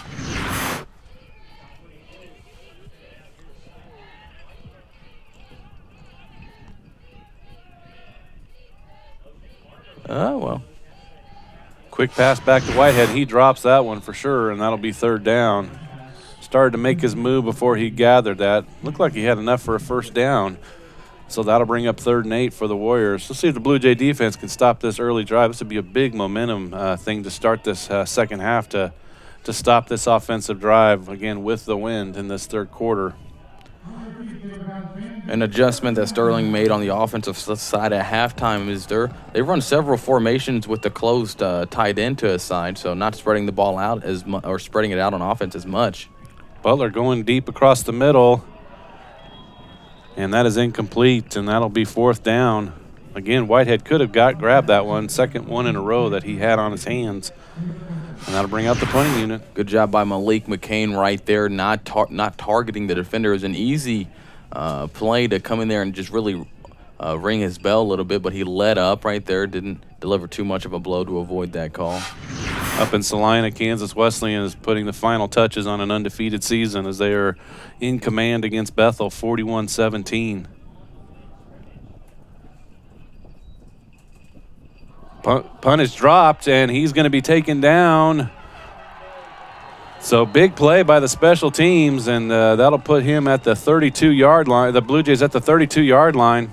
Gunnar Reese is the one that finally brought the punter down. It was a good snap, just dropped it, and Gunnar was having the presence of mind to go after him.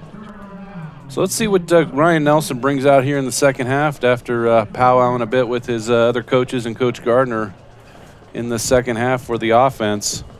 Again, they will be driving into the wind, but great field position after that bobbled snap by the punter. And so 1st and 10 Blue Jays at the Warrior 32. One of the Blue Jays' touchdowns was set up by a Josh Lausay interception. The Blue Jays offense got the ball at the 1-yard line, so they really had one successful drive in the first half. Let's see what they have drawn up to start the second. Yeah, only 98 total yards. Pretty nice move on the outside by Johnson, able to take no gain to about 3 yards. Blue Jays really fortunate to be only down 3, 16-13, from the fact that they have under 100 yards prior to that play of total offense. So, as Charles mentioned, let's see if that offense can do some different things and make some headway here in the second half. And Johnson in the first half averaging 4 yards a carry, and that's not and he's done a lot with his carries. He's typically met at the line of scrimmage by a defender, so most of his yards coming after first contact. Another run by Johnson makes the first man miss, but nothing doing, and that'll be no gain. Not only are they under 100 yards, but 20 of that 98 yards came on that fake punt. So, the actual yards from traditional offensive scrimmage is, 78. So, you need to see much more from that offense if they're going to pull off the upset this afternoon. Much of the same here to start the second half for Sterling on defense, really just crowding that box. Yeah, that front so impressive. Had a strong season throughout. So 3rd and 7 here. Let's see if McGee can find one of his receivers. Swims comes across the middle and able to gather it in. That'll be a first down Blue Jays. I'd like to see some more of that with Swims and Harper. That's the first time Swims has been able to gather one here. Both of them have been on an island all game long. It's the first time they really exploited it. Like, as you said, I think that's your exact words. It was a good throw there by McGee. Yeah, it seemed to be available to McGee. I know that time doesn't have a ton of time in that pocket with that defense coming at him, but I'd like to see some of those playmakers get the ball. Official stops.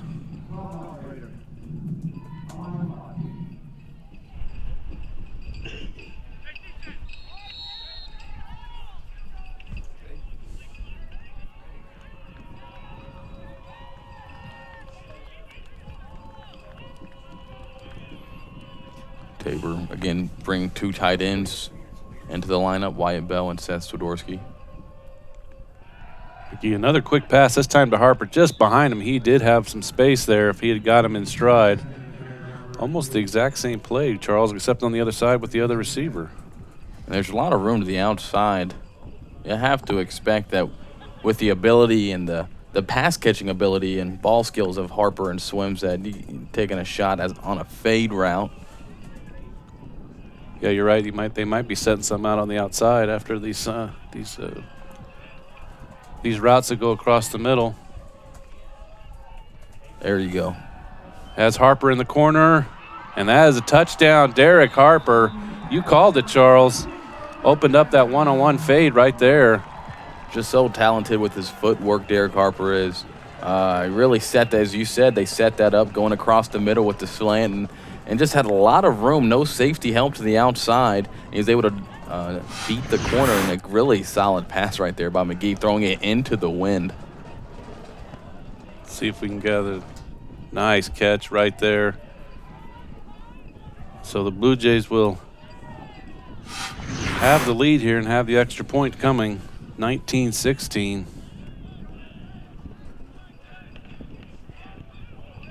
Kick is up, and it is good. Chiavetta with the extra point, and with that, the Blue Jays extend to 20-16. Pretty impressive to come in that third quarter. Again, we were, I think, in some ways just trying to hold our water here and keep things close until we get the win, but Blue Jays get a turnover with special teams and punch it in for a touchdown. We're going to take a break. Blue Jays on top, 20-16. Think about how good it feels when people really get you. Like the friends who come over when a big game is on, the neighbors next door who always bring your favorite buffalo dip, your in-laws who know you need silence during the clutch plays, and everyone who knows about your special post-win fist bump. It's kind of like having a State Farm agent like Paul Brooks. Paul is here to get to know you and understand your life, so he can help make it easy for you to protect what's important. Get an agent that gets you and your fist bumps. Call State Farm agent Paul Brooks in Wichita at 316-721-8181.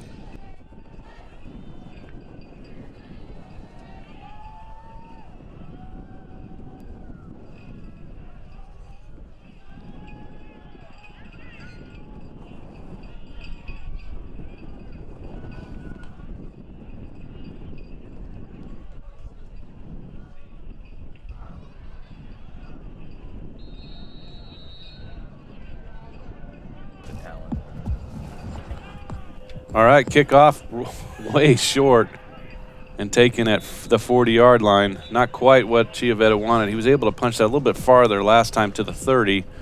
Well, I mean, it's interesting right there. Usually the front line on the kickoff return team may not have the best hands, especially if it's not the hands team. This is true. Just put it up in the air, and that's not a difficult catch to make. I mean, that's not an easy catch to make. Going into the wind, the ball seems like it's going to the 30, but with the wind holding it up. Once that got up there, I felt like, Charles, you might have been able to jump out of the booth and go grab that. It hung up so long. But you're right. It's the Blue Jays had better field. Sterling had worse field position on the last kickoff by Chiavetta. See what Butler and the Warrior offense has set up here. They're going to spread the offense out to start this drive.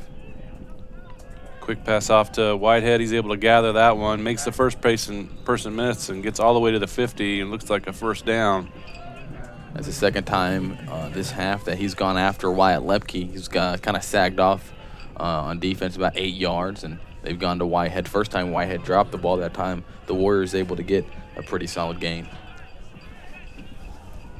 Now you see Lepke playing bump and run coverage. Hands off to Mitchell Ford. He's taken down after about 2 yards.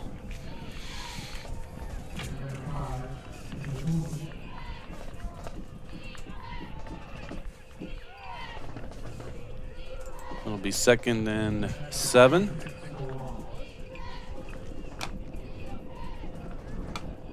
Again, as you talked about earlier in the broadcast, this Blue Jay defense pretty young. I mean, two of their best players, Elvin Turner and Josh Lousay, are seniors, but they're going to return a lot of this defense outside of them. Fly sweep for Whitehead. He gets around the corner. Let's see where they mark this. Late flag. Let's see what this call is. It comes from the referee.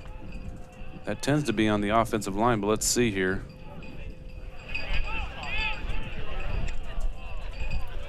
Sterling with 8 penalties in that first half for 49 yards. Tabor with 5 for 38.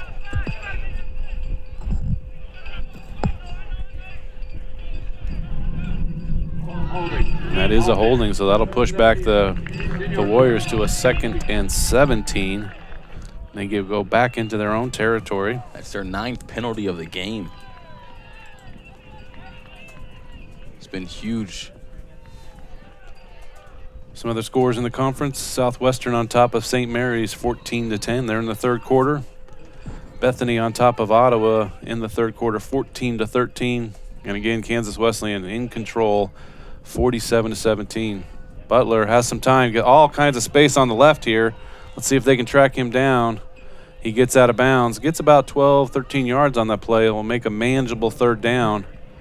Nice run by the senior. No one on this near side defensively. And that was really solid pursuit by Erickson, or it would have been a first down. Erickson came from his strong side linebacking position all the way across the field. Kind of saw that happening in all the green turf ahead of Butler. So that'll be 3rd and 8. Let's see if the Blue Jays can get another stop here.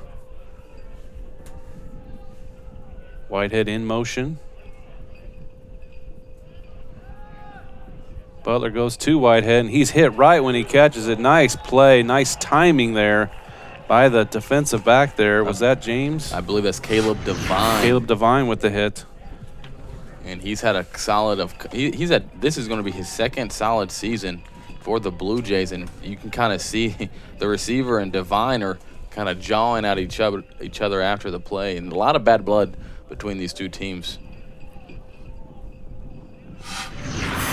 But a good play there by the redshirt junior. Just perfect timing, and so that'll bring up the punting unit again. Well, and you got to be on the lookout for any type of fake right here. Exactly. This last game of the season. And he does kick, and that thing's long gone. That might be near Abilene as that shoots out back behind the end zone. Got in that wind, and so the Blue Jays will take over here. 2 great defensive stands here, really, by that Blue Jay defense after halftime. And so they will get the ball back here. 9:25 left, up 4. Started to see some new things here from the offense since the break. Able to get Justin Swims on a slant, and then, of course, hit Derek Harper in the corner of the end zone to take the lead. It's Swims and the senior Blake Burnett, and Harper's in the slot. They are going into the wind, but McGee, of course, threw that wonderful ball into the wind last drive. Burnett in motion. Handoff to Josh Johnson. And 4 yards for the senior.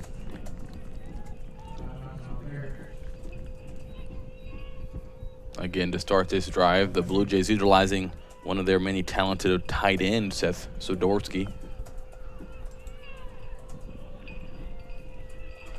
Coach Nelson has definitely gone deep into that position this year.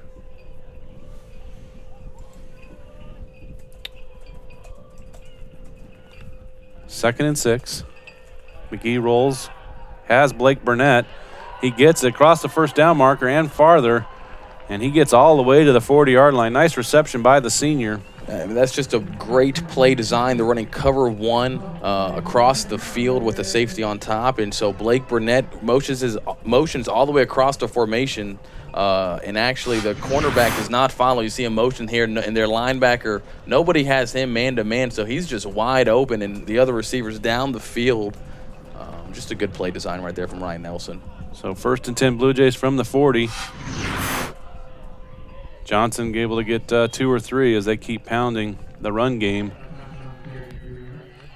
And the clock continues to roll here. 8 minutes coming up here in this third quarter.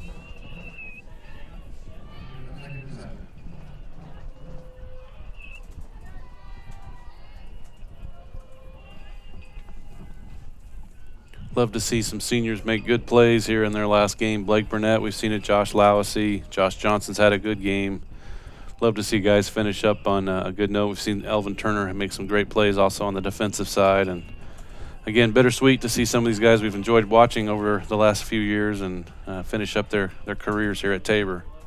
High snap, McGee grabs it. He's got pursuit, throws it away. Smart play, very smart play by McGee. Yep, the redshirt sophomore able to get away. Lots of pressure coming, and with the high snap, just not enough time to do anything else. You take that sack, you lose about 15 yards, and so just really a good play by McGee. And again, McGee's just a sophomore as well. Yeah, lots of talent coming back for sure. Derek Harper, yep. I want to say he's a redshirt sophomore on the field. That or a junior, I can't remember. I know he's coming back. 3rd and 7 here. No, I believe he is a sophomore on the field. Oh, excellent. McGee, Warriors coming. He rolls out. McGee's able to get close. Across the first down marker and out of bounds. Nice play by the quarterback. Scooted across the line there. Got by several Warriors. Excellent play by the signal caller of the Blue Jays.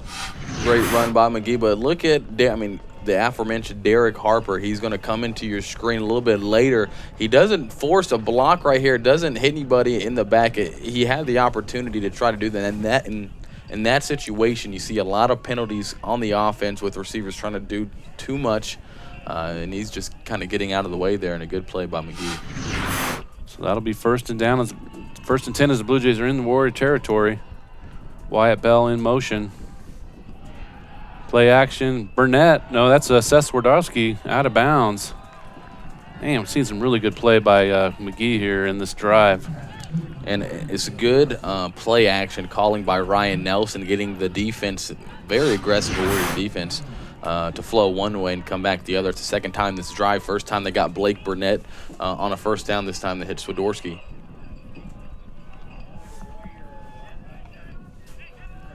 So Trey is 10 for 19 in the game, coming up to 100 yards with that touchdown pass as well.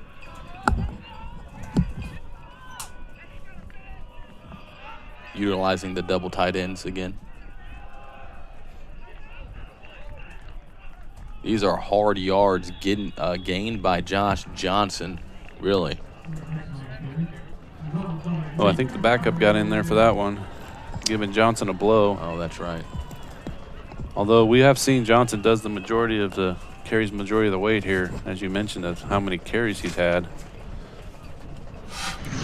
So 1st and 10 for the Blue Jays. Jordan Dixon able to get that first down.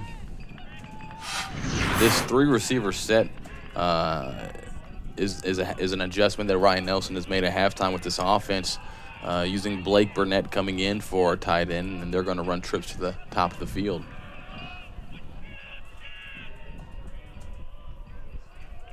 Dixon gets it again, makes the first man miss, and able to get ahead for 4 yards. Nice run by the redshirt freshman.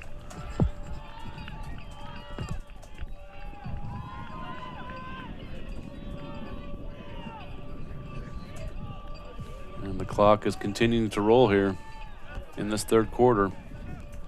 Blue Jays trying to extend their 4-point lead. Got down early in that first quarter. Momentum was completely in Sterling's side of the ball. Sterling again was up 16-0 and at the 2 or 3 yard line, ready to punch it in to go up even more. And since then, it's been all Blue Jays. Back to Burnett.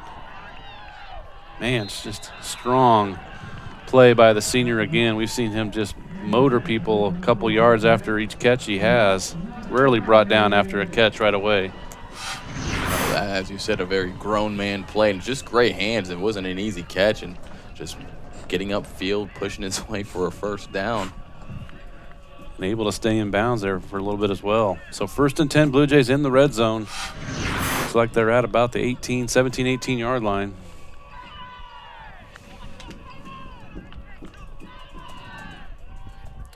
Let's see if Justin Swims has a lot of space man-to-man. This is first down, time to take a shot on the top of the screen. I see they're in cover 0, but they're going to. Oh. Dixon makes the first person miss again. Nice run by the freshman. And he's inside the 10 yard line. I was with you. I was waiting for something to go to Swims at the top of the formation, but nice run. Yeah, good vision. You see the cutback lane wide open here. And he's really just a one cut back, and he just gets upfield really quick. It's a real small, fast runner. Not sure if you could take a shot here on 2nd and short. Or you can give it right back to Dixon to get that first down and set up 1st and goal. They again have both of their wide receivers on single coverage at the bottom and the top. And they're going to go Dixon straight up the middle, just shy, just short, but he'll have the first down, 1st and goal from at the 1 yard line. And with that, Josh Johnson will come in for Dixon. Play calling has really been on point this drive, dialing up everything that they need. Not being too ambitious with the passing and right, especially the last 2 plays, running it to Dixon, who's been able to get big chunks of yardage to set up a 1st and goal.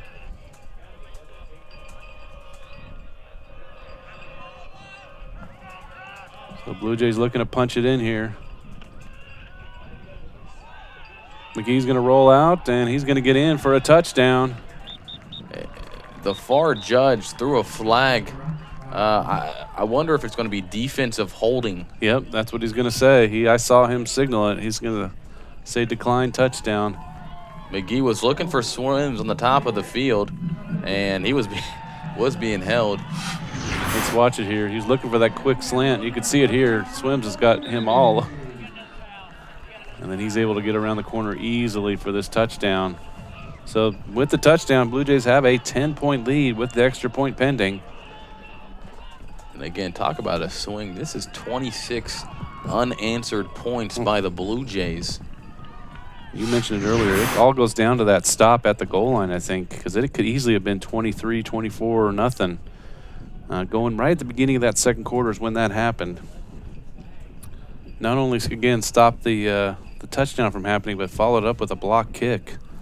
And then from then, we've just seen the Blue Jays take control of this game. Sterling, number 8. 3-yard penalty. That'll be on kickoff. The penalties are really mounting up for Sterling. That's their 10th penalty. So an unsportsmanlike, and as was mentioned here, that's going to be big with the win, because Giavetta will take that 15 yards extra since he has to punch it up again against that wind here, since we're still in the third quarter. We'll give Coach G some options, whether he wants to pooch it up in the air again, squib it, or try to kick it in the end zone. So the extra point scoots through, and with that comes the 11-point lead, 27-16 with 3:02 left. We'll take a quick break and come back for the rest of the third quarter. Sooner or later, you might need some extra storage space. When that day comes, Fleming's Mini Store-All is ready and waiting. Fleming's Mini Store-All has 5 locations and has been serving the Hillsboro and Marion area since 1990. They've got a variety of storage size options and can even handle boats and RVs. To learn more, just visit FlemingsMiniStoreAll.com or give them a call at 620-382-5550. Fleming's Mini Store-All, the solution for your storage problems.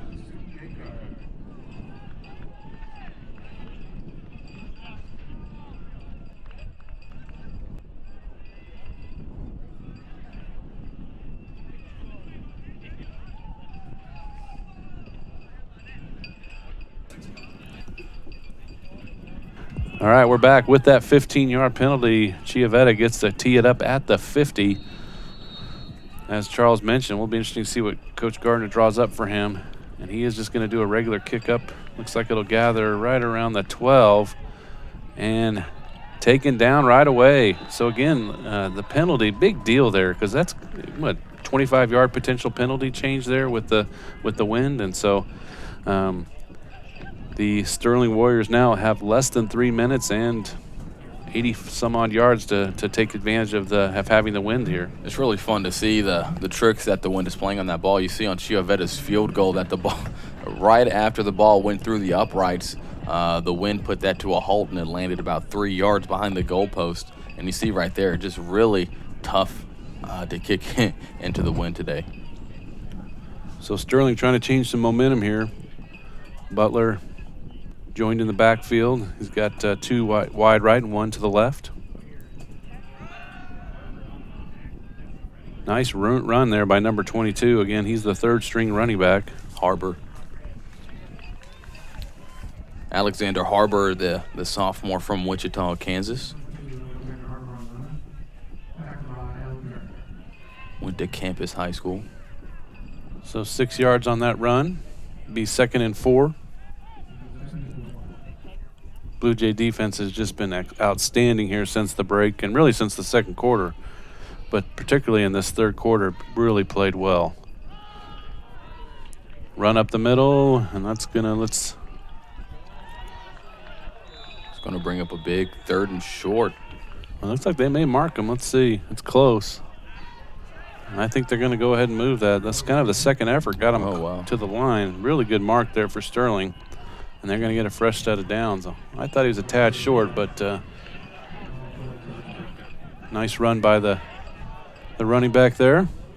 Let's see if Sterling goes tempo after that first down with only under 2 minutes to go in the third quarter with the wind at their backs. Yeah, they really need to take advantage of this. Butler rolls to the right, creates some space, and able to move up the field about 5 or 6 yards. Nice play by the senior. Gets out of bounds.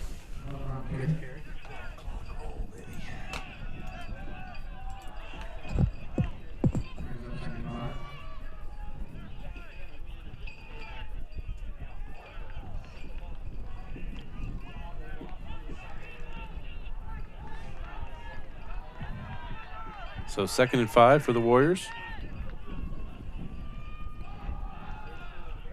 It's going to be Isaiah Hall in the backfield as Harbor, the 3rd string running back, limped off the field. And you can see Elvin Turner really came up and lowered his shoulder on that. So 3rd and 3 here. Let's see if the Blue Jays can force another punt here in this third quarter.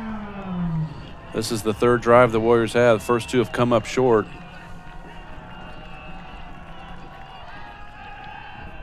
Butler goes back to the right. Has Whitehead. Oh, what a catch. Nice gather by that by that wide receiver, Whitehead.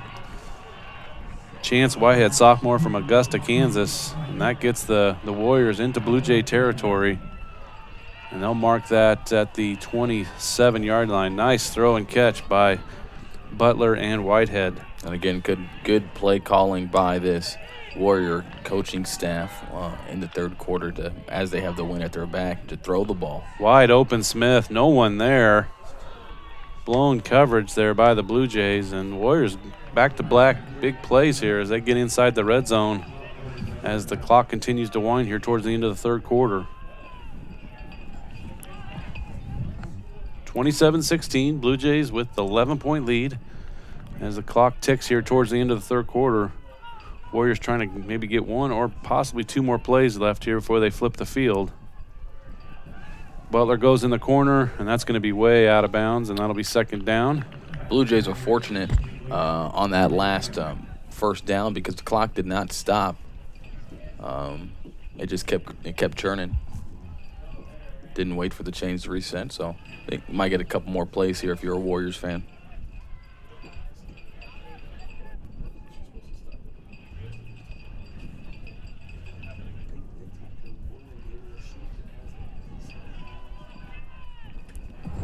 So 12 seconds left in this third quarter. 27-16. Second and 10. Butler. Oh, he's past it. It'll be interesting to see what they call right there. Way past the line. It seemed like he was 2 yards fully past the line of scrimmage. Oh, and the white hat came down and said he was indeed. Wow. So let's watch this here. His whole body has to be past the 18-yard line. I think he got it. That was good. Yeah, his foot was at the 18. I think it was in real time. It looked like he was 2 yards. I thought the line of scrimmage was at the 20, so that was a good play or at the 15. So that was a good play by Butler. So with 6 seconds left, they're going to go for 2 here to get this down to a field goal difference here. And again, each team has their set of 2-point conversion plays. So let's see what Sterling has here. Butler on the move. And that's picked off by number 12. That's Raymond Peralta again making another great play on defense. So the lead will stay at 5, and that also ends the quarter. So the Blue Jays will be able to take the kickoff here and have the wind with them in this fourth quarter. So we'll be right back.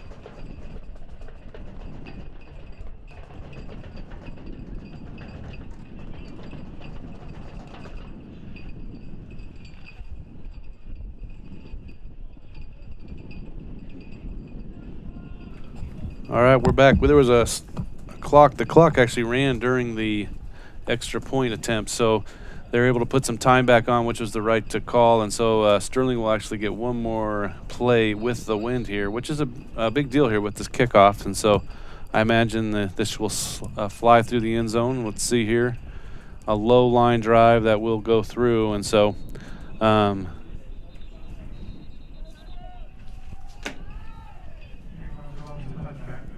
so the Blue Jays will take over. We'll have one play to end the third quarter here.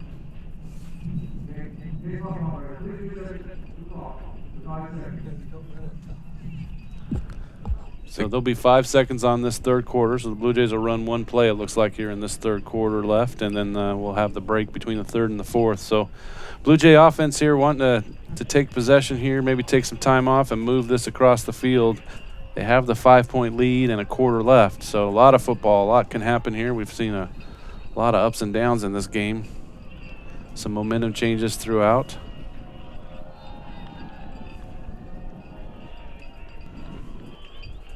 Johnson tries to bounce outside. He's able to, and but only able to get a yard or two. Could easily have gone for a loss.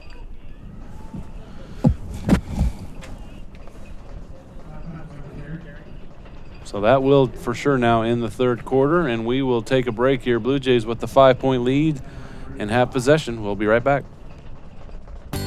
Create an estate plan that values what you value. The Biblical Estate Design Service from MB Foundation is a will planning service that brings your faith into the process of preparing a God-honoring estate plan. Many donors of Tabor College have used this service to create their plan and have chosen to leave a gift to the college, a gift that will have a lasting impact on future generations of Tabor students. Learn more at mbfoundation.com/Tabor and get started on your plan today. MB Foundation, giving meaning to money.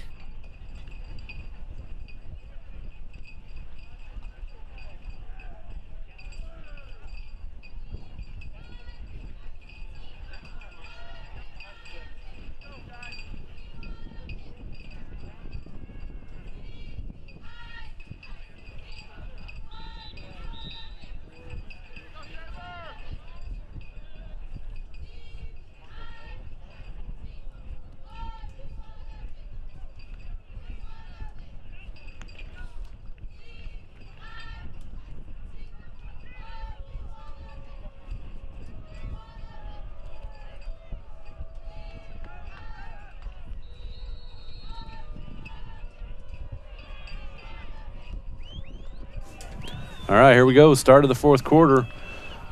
Blue Jays have it 2nd and 9.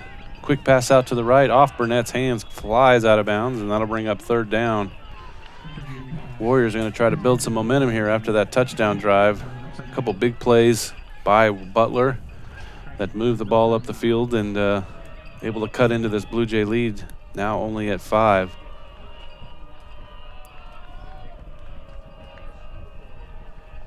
Blue Jays need a big 3rd down play here to keep this drive alive.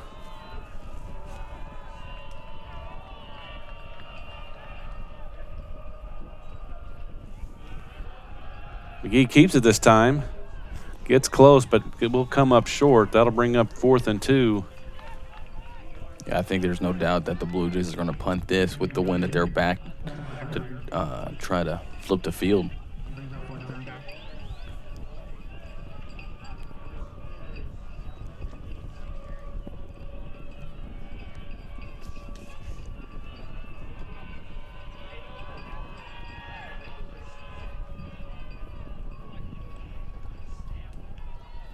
Giavetta gets a high one deep. That'll be bobbled. The second muff punt of the day. And he is able to gather at number 12 there for the Warriors. I believe that's Kwame Sexton. They can't mark that at the 20. He dropped it. Let's see here. Well, they'll mark the ball. They are going to mark it at the 20. And so that's where the Warriors will take over. 14-13. Let's see where he gathers it here. He drops it right around the 20, picks it up at the 18, 19, 18. He's able to get up a little bit there. So that's where the Warriors will take over here, trying to build off that last touchdown.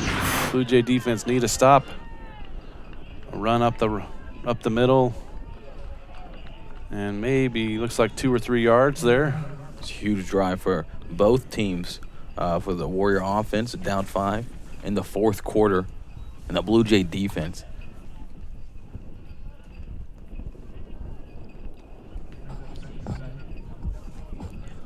So Blue Jays trying to hold on here. They've lost again the last 2 weeks in the last under a minute.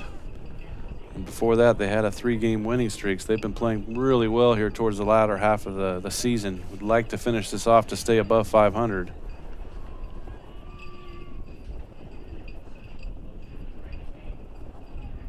Another run up the middle, bounces out to the left side, all kinds of space. Again, what was the name of that, Charles? That's Harbor, Alexander Harbor, number 22. So 3rd string running backs done really well here in the second half. There's great patience and vision, nothing doing on the inside. Buka was waiting for him, and he bounced it to the outside. There was nobody there, and good run by Harbor. So they will move the chains as the Warriors bounce out to the 35-yard line. Got a little momentum here on offense.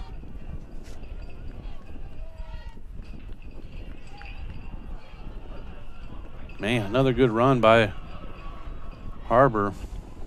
Yeah, he's finding the lanes really nicely for this Sterling offense, and he's getting up the field. He's wasting zero time getting up the field quickly. Blue Jays shift some personnel along the defensive line here. One of the Garcia brothers is in. Parker Folks is in, and of course Lausse's in.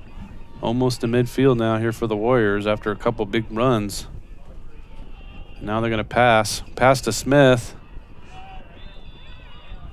And it looks like about a 6-7 yard reception. Devontae Tolles was the Blue Jay in coverage. Smith's put together a really solid game, 2 touchdowns in the first half. Hasn't been too much of an impact for this Warrior offense in the second half. Into Blue Jay territory. Again, Warriors with the momentum here.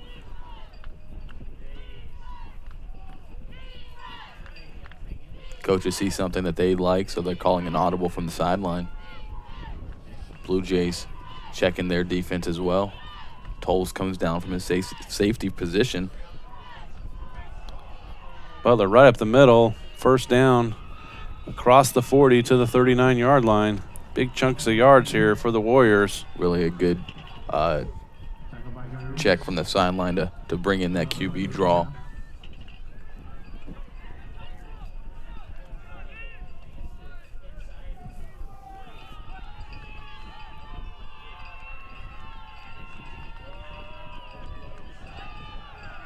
Harbor taken down right away this time. Tried to jump over a couple of linemen on the ground and was taken down quickly, and so that'll be 2nd and 10. It's a good play by Gabe Erickson from his linebacker position, shooting the gap, and Harbor tried to hurdle a couple of guys on the ground, and Erickson able to make contact with him for no gain.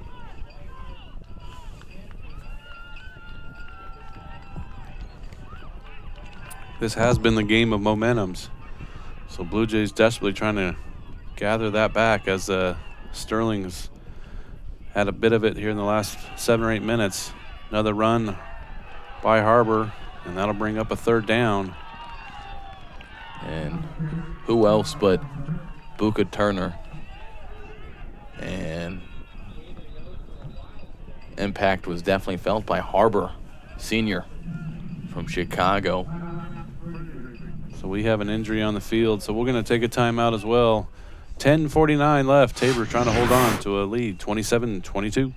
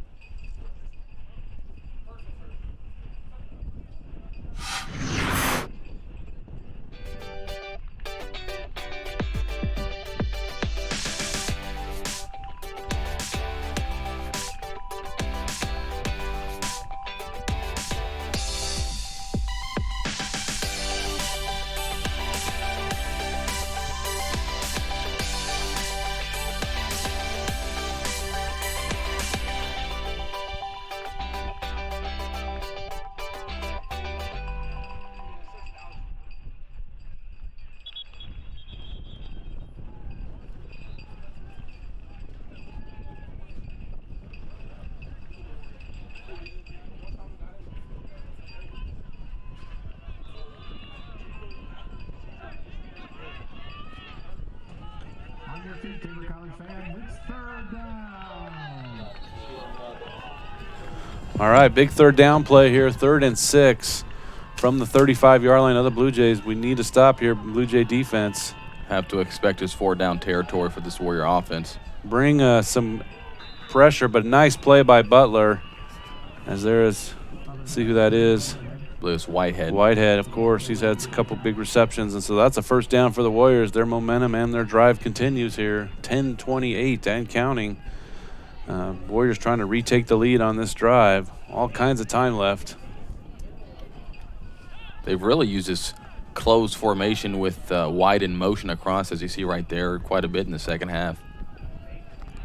Butler wide open. Smith.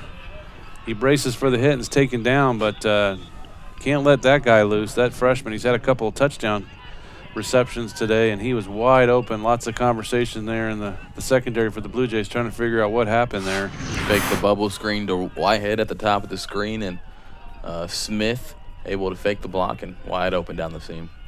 So 1st and 10 from the 10-yard line. 1st and goal. Whitehead with another slant in the reception. And just like that, Warriors are a couple yards from retaking this lead. Brings up second down. Nice response by Sterling here in the last 5 or 10 minutes. They were down 11, marched down, able to score, and now are getting ready to trying to do that again here. Second and goal from the 3. That's touchdown. Isaiah Hall, the 4th string running back. Impressive run as he's able to get around the edge. Outran a lot of Blue Jays there to that corner. And with that, Sterling takes the 28-27 lead. You imagine they'll go for 2 here to get the 3-point lead. Offense stays on the field. Blue Jay offense is going to have to respond here. 9:22 left. Camera here from the end zone, now from the outside here. 2-point conversion.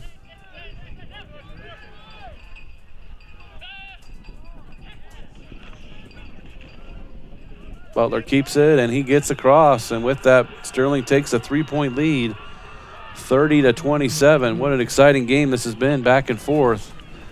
And so the Blue Jays are going to try to swing this field again and try to change the momentum. Sterling, an impressive turn of events here, down 11, now up 3. And so with 9:22, we're going to take a break. Sterling on top, 30-27. Think about how good it feels when people really get you. Like the friends who come over when a big game is on, the neighbors next door who always bring your favorite buffalo dip, your in-laws who know you need silence during the clutch plays, and everyone who knows about your special post-win fist bump. It's kind of like having a State Farm agent like Paul Brooks. Paul is here to get to know you and understand your life, so he can help make it easy for you to protect what's important. Get an agent that gets you and your fist bumps. Call State Farm agent Paul Brooks in Wichita at 316-721-8181.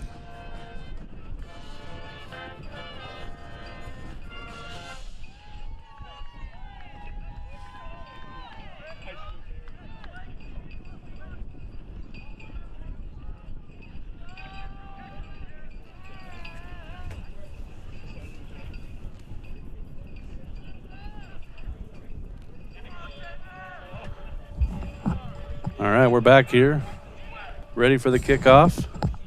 These have been a bit of an adventure when they're going across the field here this way. Let's see what the Warriors try to do here. It's going to be to Brooks Gardner. Gardner takes it at the 30, moves up the left side just a little bit and gets close to the 40-yard line. So good field position here for the Blue Jays. Again, this has been a big game of streaks. Warriors started out with a 16-point run. Blue Jays responded, took an 11-point lead, and now most recently, the Warriors have taken the lead of a streak of their own. And so now we stand Sterling on top, 30-27. Again, last game of the year for probably both teams. It's a pretty savvy play right there by Brooks, the son of Coach Gardner. He didn't fair catch it, and he was able to get almost 10 yards after he fielded that kickoff. Yep, just put his head down, went straight forward. Johnson, not much there, maybe 2 yards.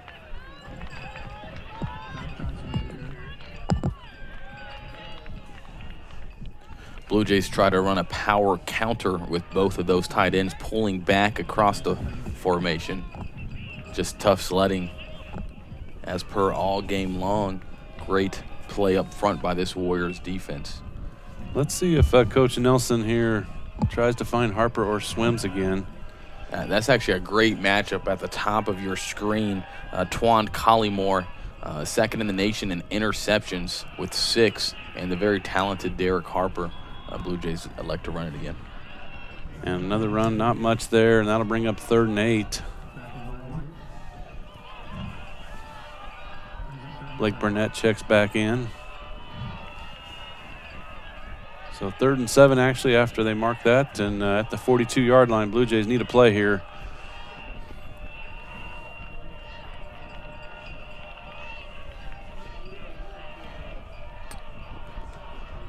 Look out for Swims at the bottom of your screen. They've always ran the trips with Hartbread in the slot with Swims, and now they're freeing up Swims for a man-to-man right here at the bottom of your screen. Nice, and there you called it right there. Swims faked the slant and then kind of twirled around here. Just a little slant and go right here from Swims. A great protection by that offensive line, giving McGee enough time. But yeah, just a little sleigh go from Swims. You can see they sent Harper to the top of the screen. A lot of green for Swims to work with. And you wonder if they're still going to keep trying to go away from Collymore. As you mentioned, I think he's number 1 in the NEI with interceptions. Going back to Swims, he has some space. Oh, just out. Oh boy, man! And had a couple steps. Singled him up again, and you could see he took an inside release and just kind of blew past the cornerback and had a couple of steps. With the wind at the back, just a couple of inches out of the outstretched arms of Swims. Yeah, that's not an easy pass to make. Any passes today, really. So that'll bring up 2nd and 10 at the 39-yard line of the Warriors. Coming in with that, again, double tight ends in the game. Play clock at 5. McGee's going to have to get away. He does. And he's got some space here. And let's see where they mark it. He gets real close to the first down. Yeah, I think he definitely got it. He cut back. He had the opportunity to go out of bounds without taking any contact. Nice play. Let's watch the replay on this. Has to outrun this defender here. Stiff arms him a bit, and once he's clear, he's got all kinds of space. And as you mentioned, could have gone out of bounds earlier, but cuts back in and gets that first down.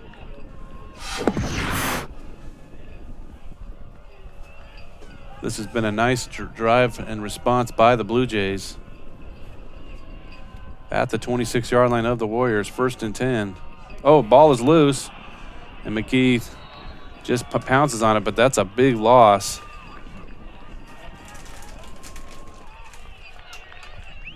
So unfortunate for the Blue Jays there as they go all the way back, and that'll be a timeout by the Blue Jays. Coach Gardner wants to chat over with the offense here. We're going to take a break as well. 6:40, Sterling with the 30-27. Sooner or later, you might need some extra storage space. When that day comes, Fleming's Mini Store All is ready and waiting. Fleming's Mini Store All has 5 locations and has been serving the Hillsborough and Marion area since 1990. They've got a variety of storage size options and can even handle boats and RVs. To learn more, just visit FlemingsMiniStoreAll.com or give them a call at 620-382-5550. Fleming's Mini Store All, the solution for your storage problems.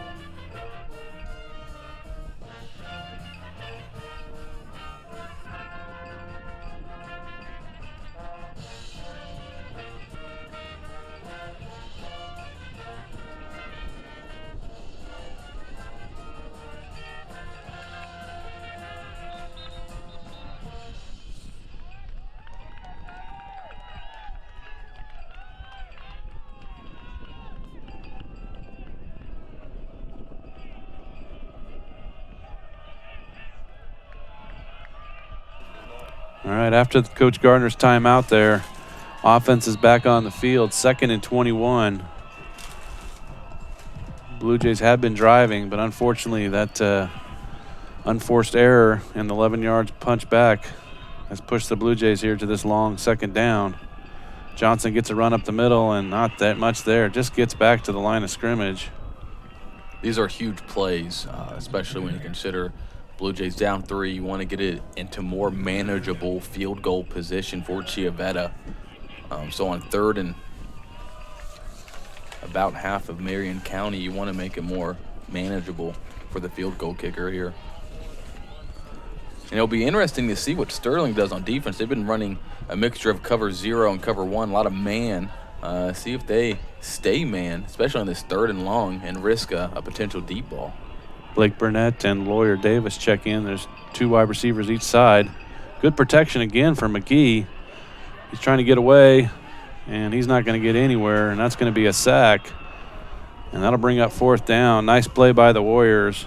Several Warriors there. Number 35 is one of them. Melvin Irby, the redshirt senior from Los Angeles, and that'll bring up the punting unit. 5:30 left and counting. So the defense is going to have to come up again and create another opportunity for this offense. Coach Gardner is going to try to pin them deep into their own territory and try to force a quick stop here. Let's see if the Blue Jays can get there. Unfortunate bounce. Chiavetta put it there as a potential place, but unable to come through there. And so we will take a break here. Warriors will take over with 5:11 up 30-27.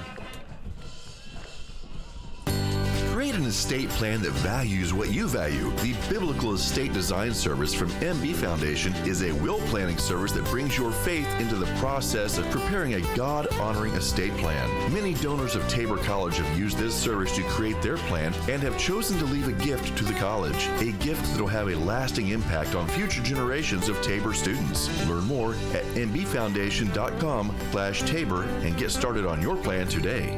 MB Foundation, giving meaning to money. So first play from scrimmage, just a short gain, maybe a yard. Clock continues to roll here. Good play again by Robert Edmondson. He's really been all over the place with the Blue Jays, and the Warriors have ran that set with Smith motioning across the formation to the 3-receiver side. They've ran that a number of different times to success, but good play there from the Blue Jay defense. We'll see if they run the ball here, trying to also take some time off the clock. Blue Jay defense really be good if they could get a punt here coming up in the next minute or so into the wind. Would have pretty good field position, I imagine, if they could prevent a first down. And again, plenty of time on the clock. Quick pass. Whitehead gathers it, and that'll bring up 3rd down. Nice play by Butler and Whitehead. I didn't expect Coach Gardner to use a timeout here, but he's going to go ahead and stop the clock and talk to his defense. It's going to be a 3rd and 4 coming up, a huge play for this Blue Jay defense. And we'll take a timeout as well. We'll be right back.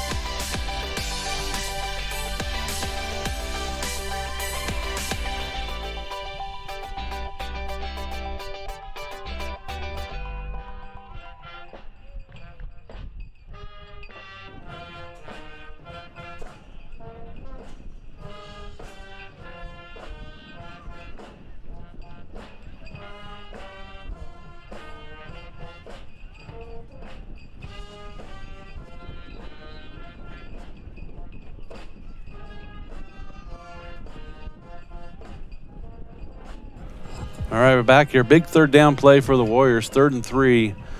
They're at their own 27. Blue Jays trying to force a punt attempt here. Butler's joined with a back with him. He's got a couple receivers out to the right, one to the left. Let's see if they have Butler just give him some opportunity to make a play here. Quick pass out and to Smith. Nice play. Smith has had a really fine game, the freshman from Enid. And that'll be a fresh set of downs. 4:03 left.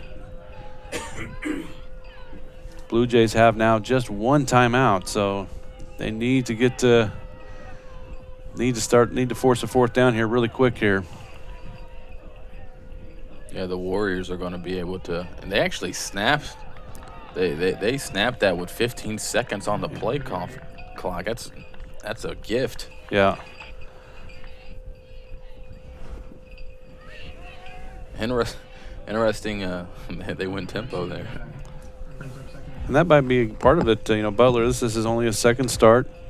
Primarily used in other ways. As you mentioned, one of their offensive leaders, but only the 2nd game behind center. Clock continues to roll here. I think the coaches are a little going a little slower giving him the play here. The play clock now is under 5.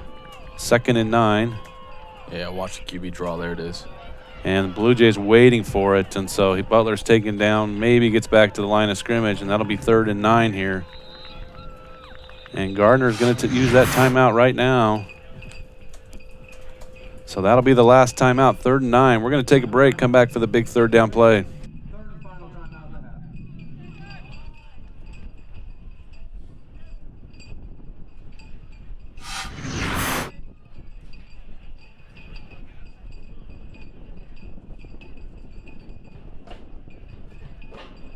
Think about how good it feels when people really get you. Like the friends who come over when a big game is on, the neighbors next door who always bring your favorite buffalo dip, your in-laws who know you need silence during the clutch plays, and everyone who knows about your special post-win fist bump. It's kind of like having a State Farm agent like Paul Brooks. Paul is here to get to know you and understand your life, so he can help make it easy for you to protect what's important. Get an agent that gets you and your fist bumps. Call State Farm agent Paul Brooks in Wichita at 316-721-8181.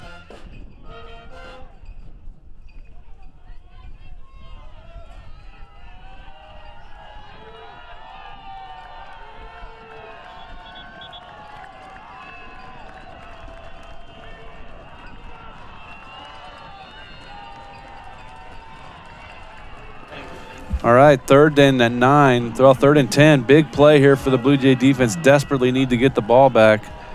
No timeouts left, and we're under 3 minutes, so it really needs to happen here. Hand off to Whitehead. Cuts back and taken down right away.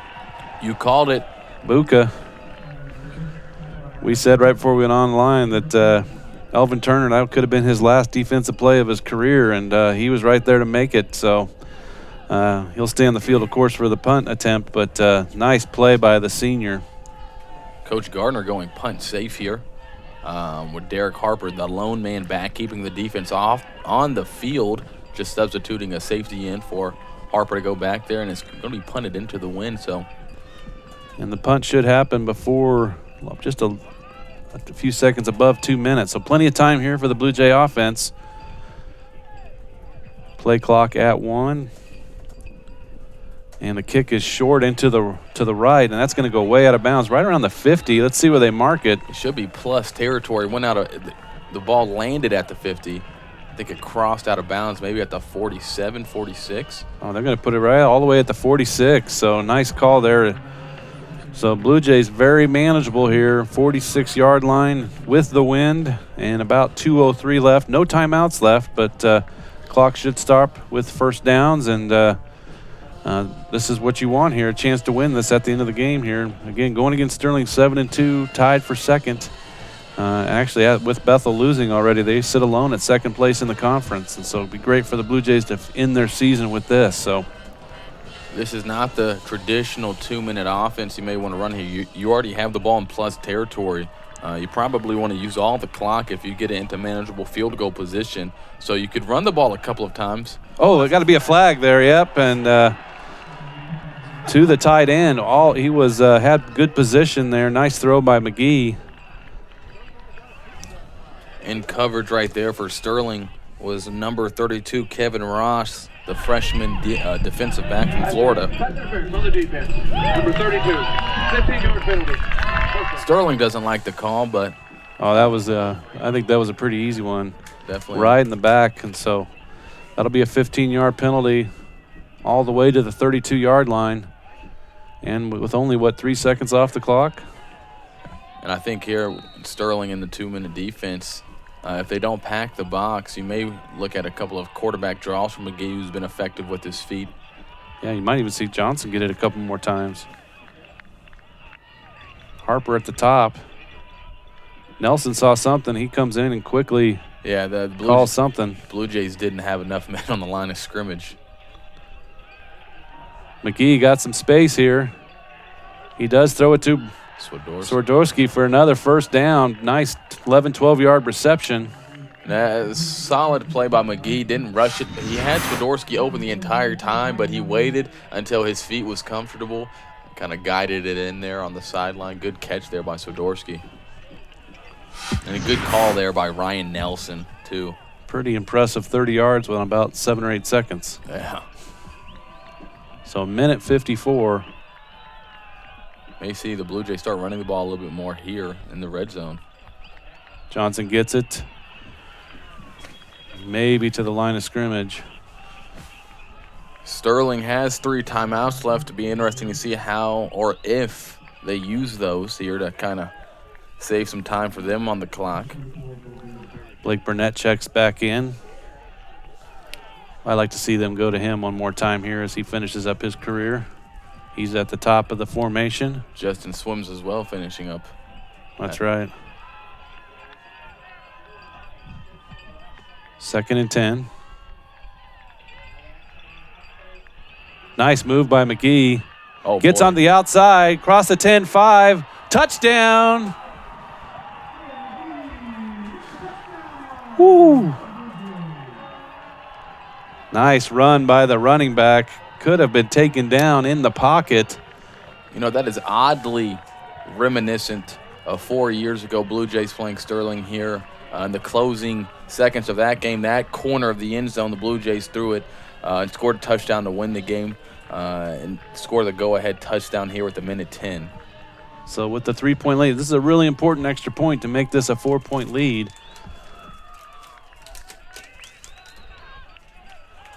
The kicking has been a little inconsistent with got a couple blocks and other things on both sides of the ball. Kick is up, and it is good. And with that, the 4-point lead, 34-30. Here, Charles, why don't you talk us through this here? So it's a really solid play. McGee coming up and stepping up in the pocket, and he really just showcases his athleticism here with the stiff arm right to the face of the outside linebacker. And really, he wanted to score the entire way. You see, he's not going to step out of bounds, and it's pretty solid blocking downfield by the receiver. As you see there, I think that's Swiderski, and just really untouched in the end zone after he broke the tackle by the linebacker. That move he made when he got to the outside was impressive. You know, sneaky athleticism there, and the Blue Jays are happy, but got the win. You're back on the kickoff. You want to put Sterling in the farthest field position back to start this drive. With a minute 10 left, have all timeouts. Sterling can utilize the middle of the field if they want to. Yeah, a lot of this game is not for sure over. Boy, it's been kind of fun watching McGee. You know, he split time last year as a freshman with another quarterback and slowly took over that position about midway last year, and then just seeing him from then to now, it's been really fun to watch, and to think we got a couple more years of it. It's pretty exciting. It's definitely huge for this offense, especially his chemistry already with Harper. Blue Jays losing Burnett, Swims, and Johnson, but it's huge to have McGee back. This is going to be returnable, taken right at the goal line. Blue Jays are going to have some good return defense here, and it's not happening. It's taken all the way across the 40.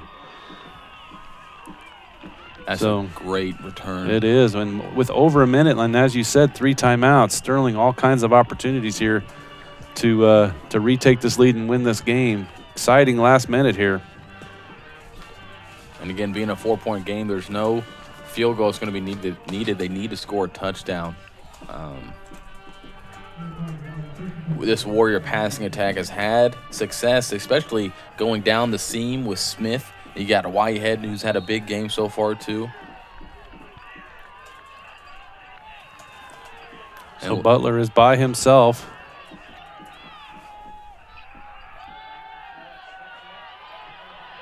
And makes a man miss and tries to hit Smith, but just overthrown.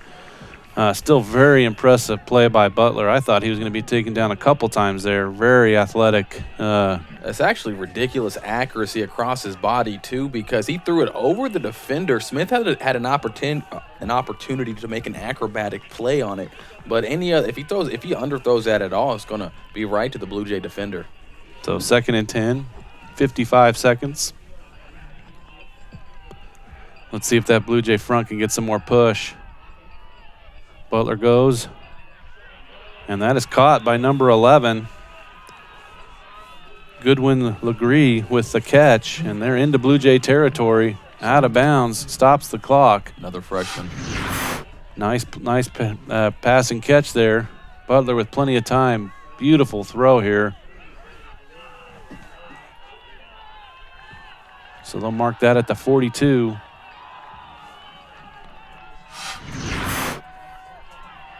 Butler with the draw across the middle, and he's taken down, and that'll be a timeout by Sterling. 41 seconds. Yeah, it's not a bad play call there, especially when you have all those timeouts. Might as well get as many yards as you can in the middle of the field. Blue Jays playing pretty deep with their linebackers and safeties. You might see them do that maybe one or more, 2 times. So, all right, we'll take a short break here. 41 seconds left. Sooner or later, you might need some extra storage space. When that day comes, Fleming's Mini Store All is ready and waiting. Fleming's Mini Store All has 5 locations and has been serving the Hillsborough and Marion area since 1990. They've got a variety of storage size options and can even handle boats and RVs. To learn more, just visit FlemingsMiniStoreAll.com or give them a call at 620-382-5550. Fleming's Mini Store All, the solution for your storage problems. All right, Blue Jay defense trying to get the crowd up.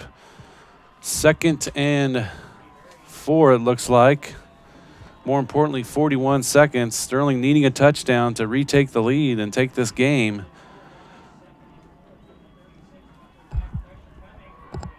Butler gets away again. Gets over to the left side and gets out of bounds right at the marker. Man, Blue Jay defender almost had him. But again, Butler able to get away. He's really elusive in that pocket. Lause was coming on the outside pretty hard, crashing down on him. Stepped up in the pocket, did Butler, and got out of bounds, so they saved the timeout, so they still can utilize the middle of the field a couple of times. So 1st and 10, 32-yard line and 34 seconds. Need a big play here by a defender, either a sack or a tipped or maybe even an interception here. Butler out to the left. Look, that's going to be a hold. So this is all coming back. So that'll come back to the 42-yard line. I think that's Kwame Sexton, the defensive back, that's running some snaps on offense. Who made the reception? That's right, redshirt junior. That was a pretty clear hold across. And so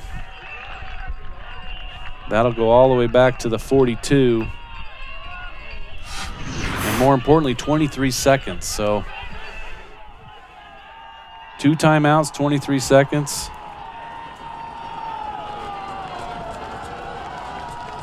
But Butler is a dangerous player on that field. Butler hit and almost picked off. Good coverage right there by Wyatt Lepke. Lepke almost with the pick. Let's watch the play here. Blue Jays got it. I think that's Lause nailing the Butler as he threw it. He came untouched. That was a missed assignment. Good play there by Shaheem Sanders. At his receiver position, kind of turned into a defensive back right there to knock the ball away from Lepke. So 14 seconds and 43 yards left to go here for the Warriors. And the Warriors are going to take a timeout. A couple things here, Charles. One is, a couple of those Blue Jays got to be thinking about the last 2 games. They've last 2 games out, Blue Jays have dropped in the last minute. And that came off a 3-game winning streak. So I know some of the Blue Jays feel like they're a couple plays away from being on a 5-game winning streak. So that's running through their mind. And also, if the Blue Jays can come away with this victory, this up and down season, they would have the 2 victories against the 2 teams tied for 2nd in the conference. So that just shows you how close they've been, and a couple plays here and there, they could be really at the top, near the top of the conference. And I think you really credit this coaching staff for what a job they have done this season, doing more with less. A lot of guys left from the season before, and Coach Gardner really doing a great job with that defense, as Coach Hill, the defensive coordinator, really making that unit one of the best in the KCAC. And as we mentioned, there are 3, maybe 4 starters on offense.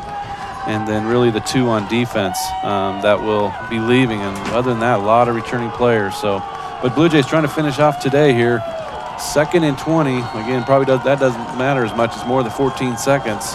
Look for them to go short here quick so they can call a timeout and make it more manageable if they decide to do a Hail Mary in a couple plays. Butler does do that quick and tries to lateral it, and that's going to go to the Blue Jays, and that's going to be the ball game. Boy, you know, as you mentioned, Charles, go down right there at the 30, call a timeout, and you might have 2 shots at the end zone, but try to do something too much there maybe, and that ends up being the ball game. Yeah, they try to do the hook and ladder. Shaheem Sanders ran a great route and caught the ball, tried to lateral it back to Whitehead, but the Blue Jays able to come up with the fumble. I don't know who that was. Let's watch here.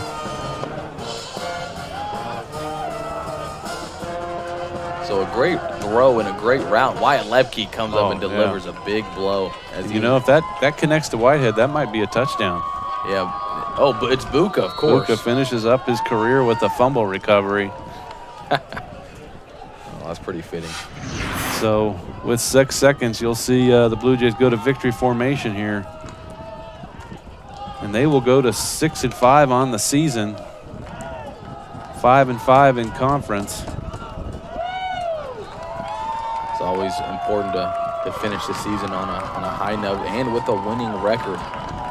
That was what was at stake for the Blue Jays in this ball game, and really a well-coached game and a well-fought game by both teams. Just an impressive drive again by Trey McKee to finish up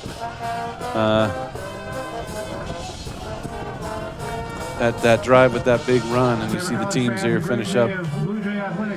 We thank you for joining us this year. We're going to take a several-month break here from the football broadcast. Again, join us Wednesday night for the basketball home conference opener. The Blue Jays will welcome Kansas Wesleyan Coyotes. The women will start at 6, the men at 8.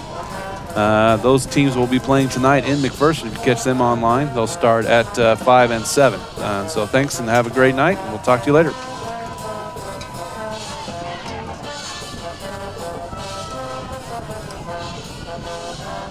Tabor fans, this Wednesday, November 20th, the Tabor College JV and varsity basketball teams will be hosting Kansas Wesleyan University in the Tabor College Gymnasium. The women's JV basketball game begins at 1:45. Men's JV game at 3:45. Women's varsity game at 6.